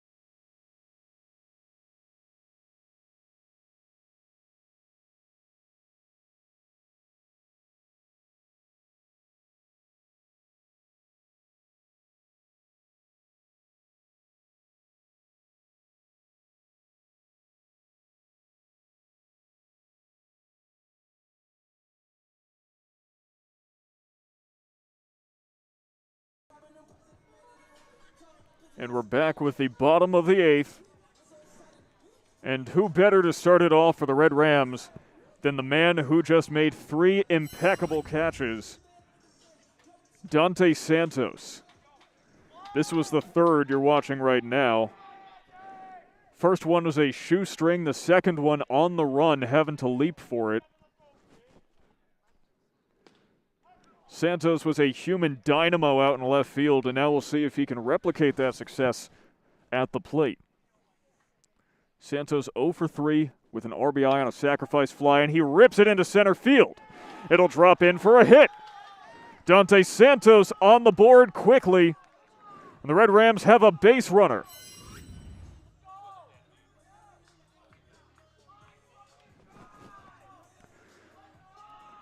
Center fielder wasn't getting to that, so Boughton slowed down.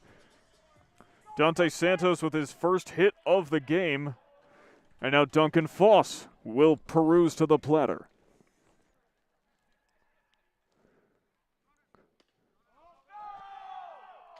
Santos has stolen 3 bases this season. That was his 11th hit. His OBP at the start of this game was .354. Santos goes, popped up towards the backstop, towards us. Is there enough room? The catcher makes it. Derek Schumacher with an impressive play right up against the wall.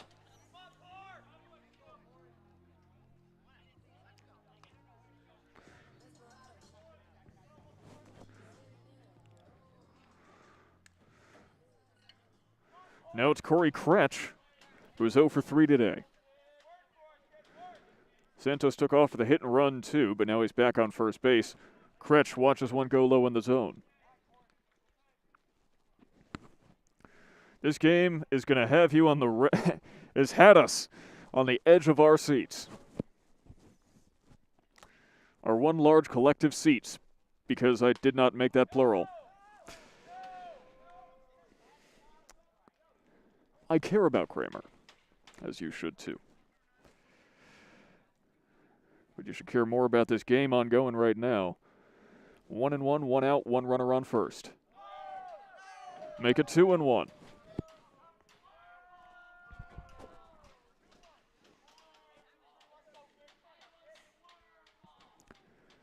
The Red Rams have only won once at home this season. The other 3 wins on the road as Kretsch puts one in the gap past the third baseman height.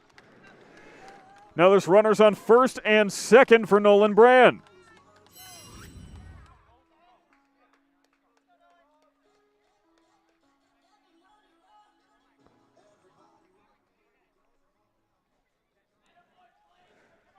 One out and 2 on for Nolan Brand.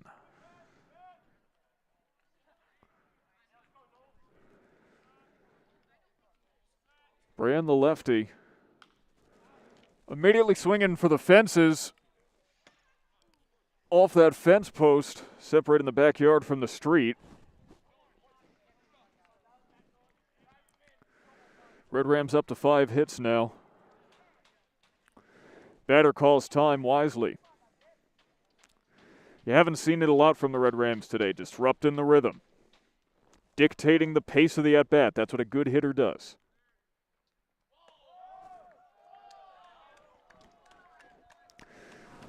And Brand, an interesting batting stance. He keeps that front foot towards first base, readjusts it so he's not stepping in the bucket once the pitch is on the way.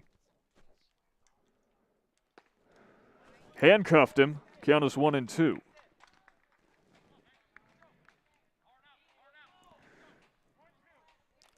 Brand has 3 hits on the year, 3 walks. Batting average of only 143. A laser beam foul. When you hit a ball that hard directly behind you, it just takes the slightest adjustment to hit that one far and in fair territory.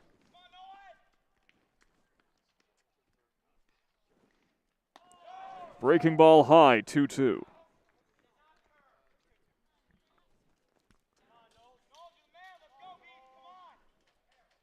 They just call him Beef. Beast, maybe.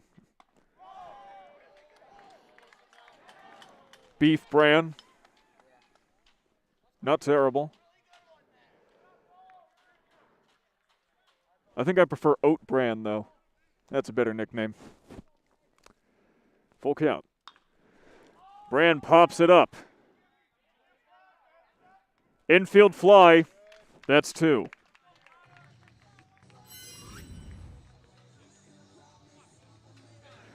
Infield fly rule comes into effect.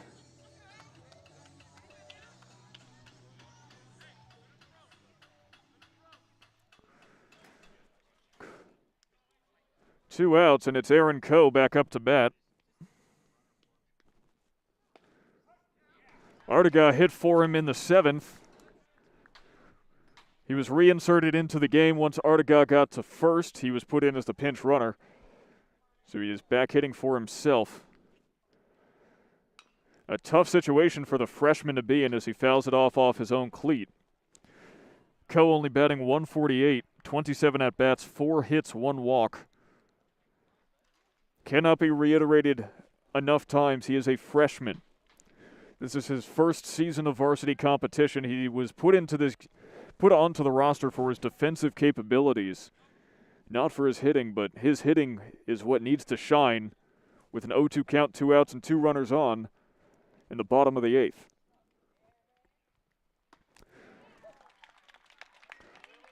But Levine will strike out Coe, and we go to the 9th. Major league length game here, as the Red Rams had a big chance to score but could not take advantage of the opportunity. We'll be back with the next of the extra innings. We might have to be stopped at some point because there are no lights on this field. If darkness falls, this game is over. Either it is ruled a tie or we have to finish the game another day. We will confer with the umps and see what their ruling is. But that's in the future and hopefully just a hypothetical. We'll see what happens in the 9th right after this.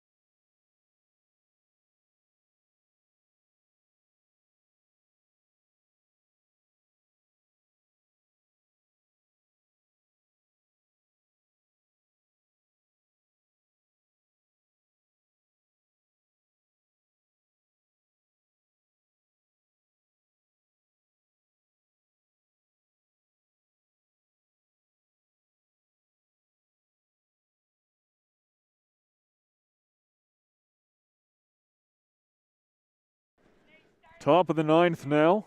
And if you're just joining us, don't forget, high school baseball only supposed to go to 7 innings.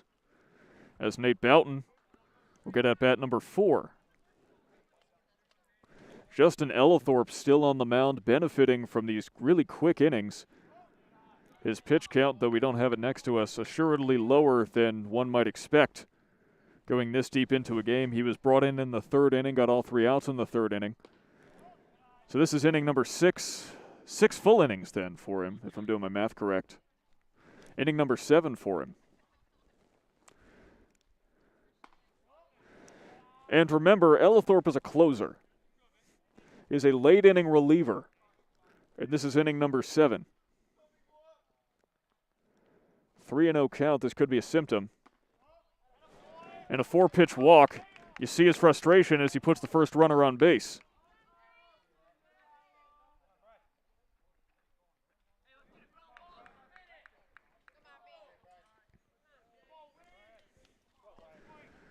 Now Brian Weed will come up to bat, singled in his last time up. Now he's got a runner on first to work with. And he slaps it over the glove of the first baseman, Kretsch. Down the right field line, runner heads to 3rd. And there's runners at the corners for the Redhawks.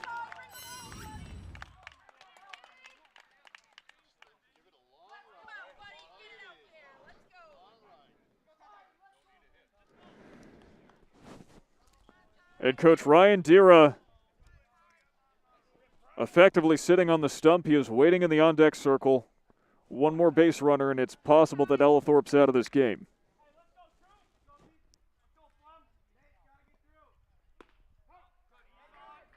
First pitch is a strike, though. We've said it all season, the mark of a good pitcher is how they respond to adversity, how they rebound, how they bounce back. Strike on the first pitch is a good sign. Runner goes. Hit and run. Into the gap. One run will score.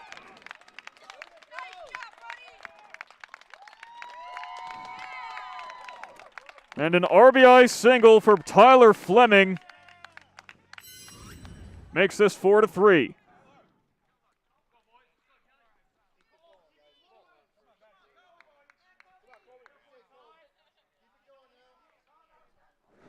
Runners still on first and third after Boughton scores. Weed to third, Fleming on first. Ellithorpe staying in this game, actually, as the runner goes. Coe has to block it.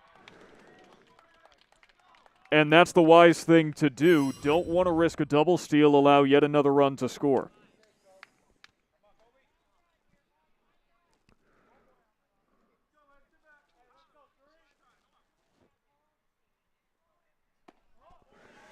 Two runners in scoring position now, though. And the count is 2-0.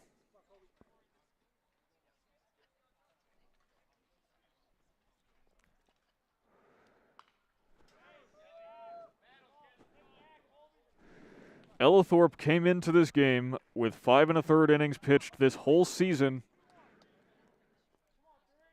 And now he has 6 full innings pitched in this game. It's quite the test for him. Grounded. Brand looks the runner back. They go home anyway. Will they get him at home? No! 5-3, heads up base running. Brand put in a bad situation. Let the runner get on or let the run score. He took what he thought was the best option available to him. Unfortunately, it also came with a run.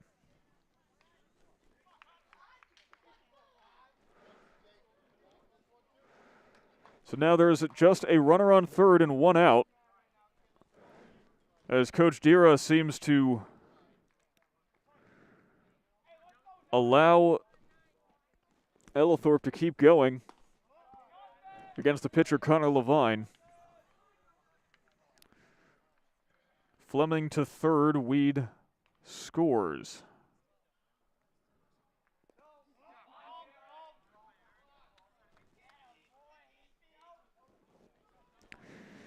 And now that late inning comeback is just that much harder for the Red Rams as they're down 2 instead of tied or down 1.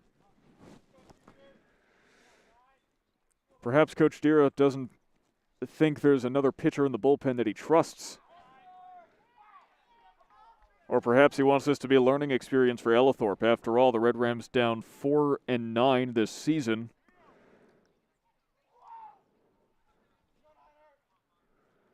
Perhaps he doesn't think one more loss would make that much of an impact. 4-pitch walk.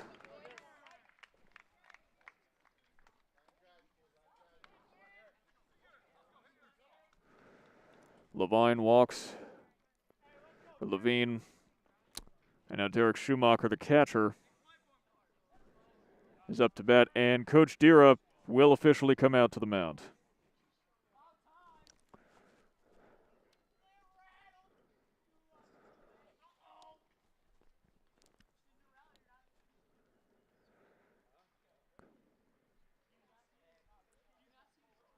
He asked for the ball. Ellithorpe's day is done. So you've got a new pitcher coming in, but what a game for Justin Ellithorpe. He may have just given up 2 runs there, but do not let that get lost in the shuffle. Ellithorpe, the reliever, coming in, pitching a full game and getting a ton of outs. We'll calculate the final stat line for him as we watch this new pitcher come in. The new pitcher is Duncan Foss. We'll have more on that in just a moment. We'll be right back.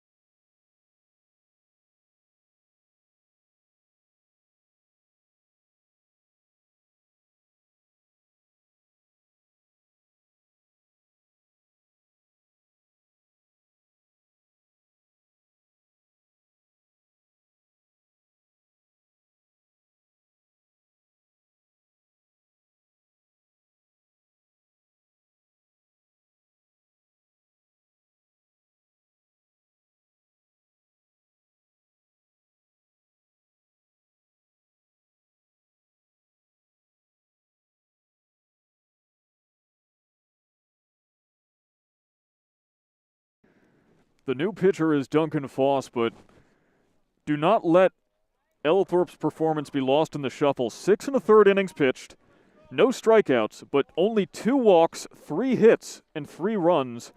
Both of those walks, 2 of those hits, and 2 of those runs came in the 9th inning.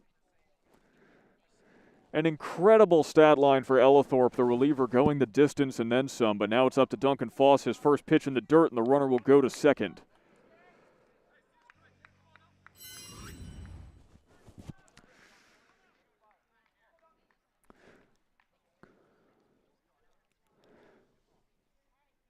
And this is the Red Rams' folly. Pitch fouled off. Red Rams do not have much bullpen depth. Duncan Foss with a 10.61 ERA this season, a 2.79 whip. When they have to go to the pen, stuff like this happens. As 2 runs are heading around third, and it's 7-3.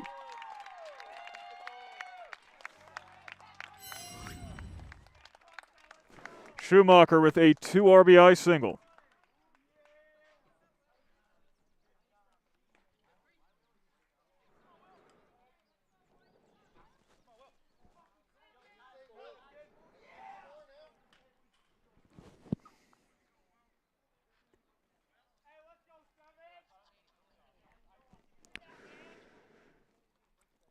Four runs scored in this 9th inning as Foss with another pitch in the dirt. If there's a positive to take out of it, if you're a pitcher like Duncan Foss, well, the pressure's off now. Not so much of a close ball game. You can settle down, try to get into a rhythm, and get these last 2 outs. But there's yet another wild pitch. Schumacher almost thinks of taking third, but he'll stay at second. Oh, that was the... Well, you'll see the last play one more time as I hit the wrong button.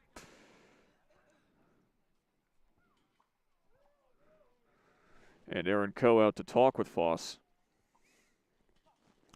Foss, not known for his control. He throws more wild pitches than any other pitcher on the Red Rams.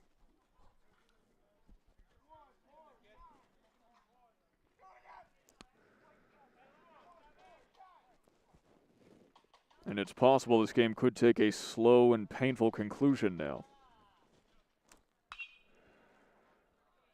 Well hit left side. Is there room?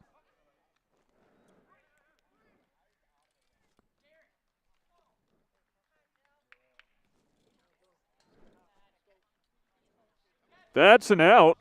And what a catch it was. Take a look on the instant replay. There was a collision.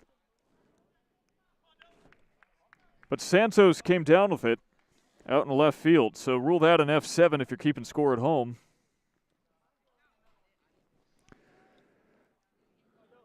Luckily, everyone's okay out there.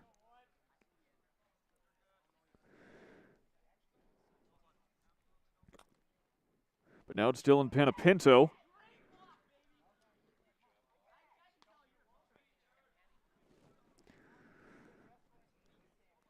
Panapinto, the 8th batter of the inning.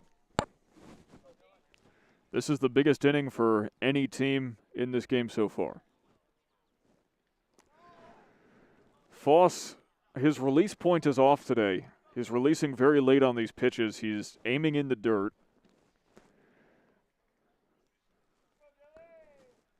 He's got to settle down and feel this one out. Every single one of these pitches has been low so far. Has not gone high to the strike zone yet.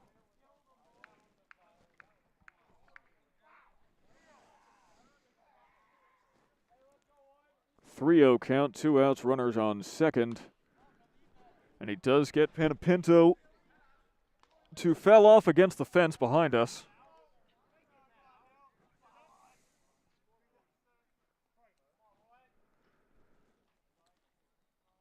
The 3-1 is high, finally goes high for ball 4.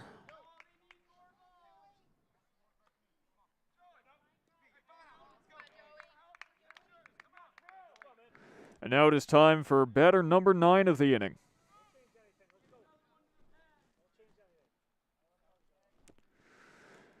Joe Ligochi. Runner takes off. Coe pops up. Throw not in time.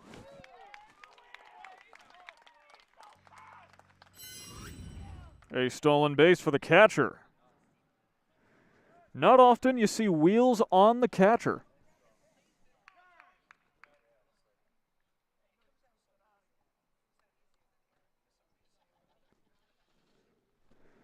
That was a strike, not a ball. Here we go. And guess what? We got to fix the base again. What is it with the base? That's the second time this game it's popped out and caused an unnecessary groundskeeping-related delay. And this time, Duncan Foss was the one who filled it last time, and he's on the mound, so they got to send someone else to do it. But he does it much quicker this time. That person being... Who was that? That's David Stewart. Wasn't sure if that said 18 or 13 on his jersey. I was like, we don't have a 13.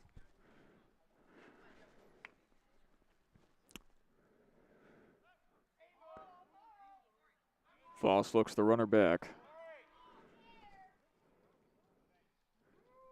Runners are on the corners now.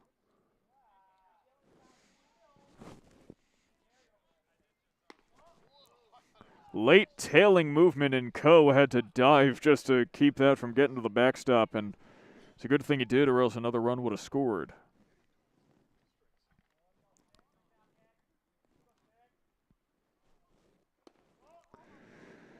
Overcompensation nearly hits Ligochi in the legs.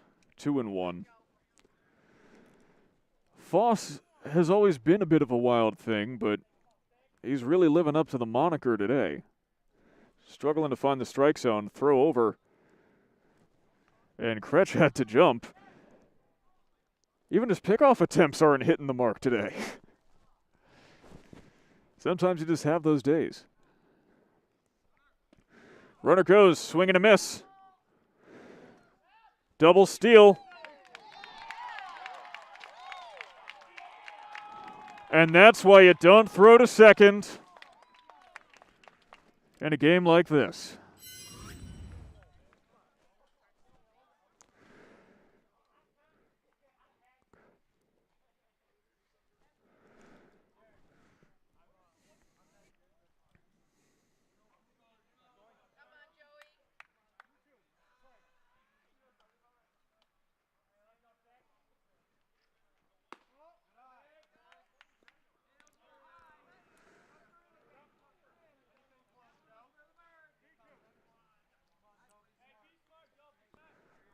Three and two the count now. And that'll dribble in. Another run being waved around. It's coming home. RBI double.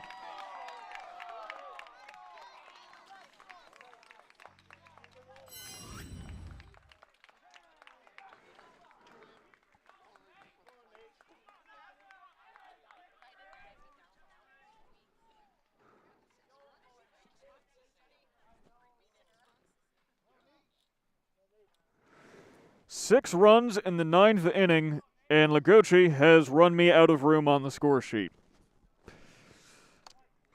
We head to the second page for Nate Boughton, the number 7 batter.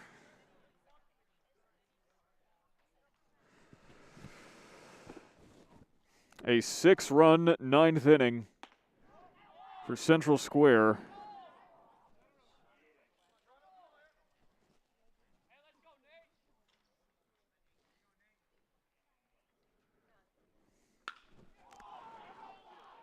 And another one hit high, deep, right center field.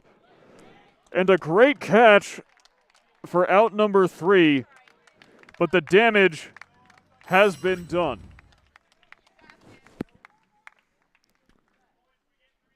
Possibly robbing a home run, Jake Ogata.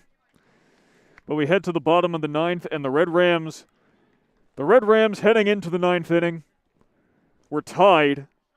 Heading to the bottom of the ninth, they are down by 6.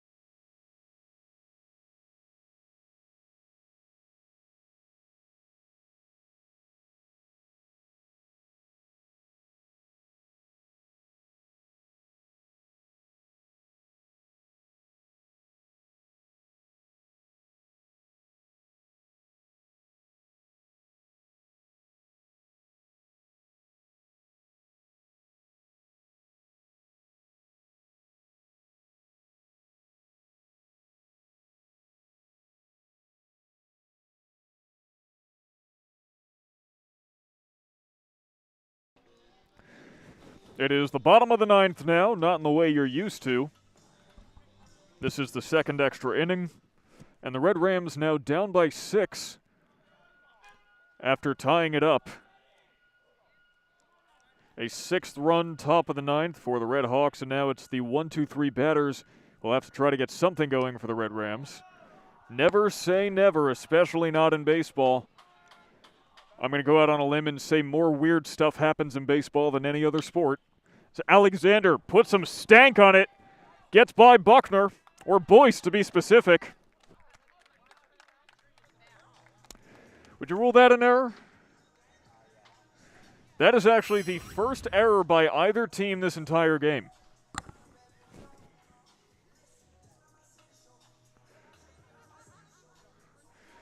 So a clean game of baseball up to this point. Alexander on first base with an E3. Double play. Matt Sweeney's at bat over before it even began.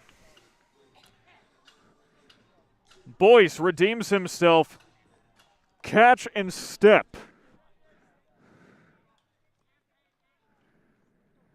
Caught the line drive, stepped on the bag for an unassisted double play. And now Carter King takes a big hack and whiffs.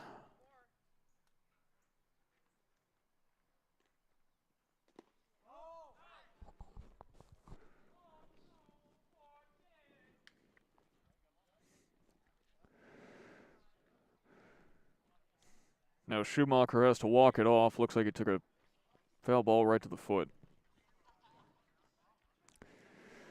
But if you're the Red Rams, you know, you had hope. Hard hit ball by Alexander. Another hard hit ball by Sweeney. Immediately stuffed out by Boyce, redeeming himself after the only error by either one of these teams so far today. With an unassisted double play.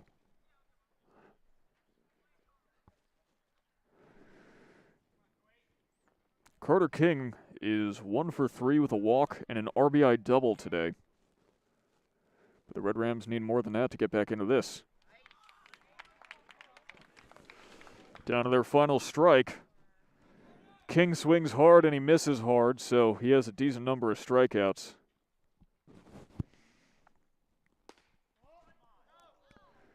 Down and out, 2-2. The Red Rams do want to drag this one out to the bitter end, but it's looking like the end might be bitter for the Red Rams. King on the ground, well hit, fielded by supposedly Levine, but don't know who's there now either way. King to second on another error.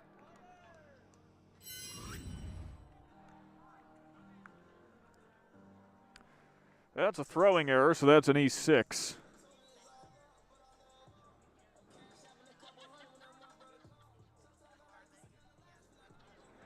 Runner on second for Jake Ogata. Ogata 0 for 3 with a walk.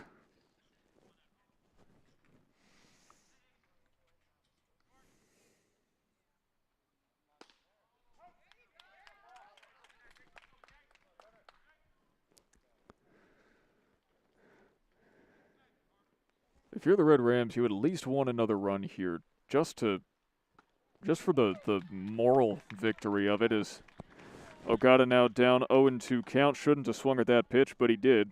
And now he's got to reap the consequences.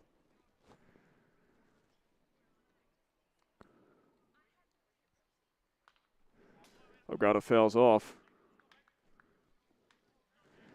The energy just deflated. Left the diamond here in that top of the ninth, and it's hard to mount a rally with all of that gone. Ogata will call time, though.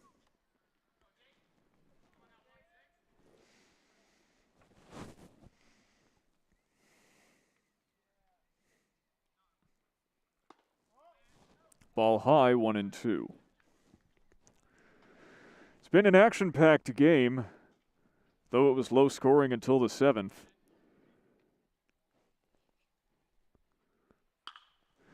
And Ogata, good aluminum on it. Center field.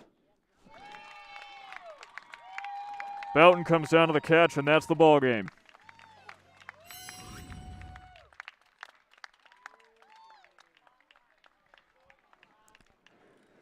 The Red Rams fought hard. Got to the 9th inning, their only extra inning contest of the season, but Ogata flies out to center and puts this one in the books. Thank you so very much for joining us here live on JDTV. Do not forget, join us back here Thursday, same time, 5:15 p.m. for the final home game of the season against Syracuse City. You're not going to want to miss it, and we're hoping that you'll stick around with it for us. Stick around for it with us, excuse me. Either way, the Red Rams now have to go back to the dugout and think, man, we fought hard, we fought long, but it did not pay out in the end. As they say, you try so hard and got so far, but in the end, it didn't really matter.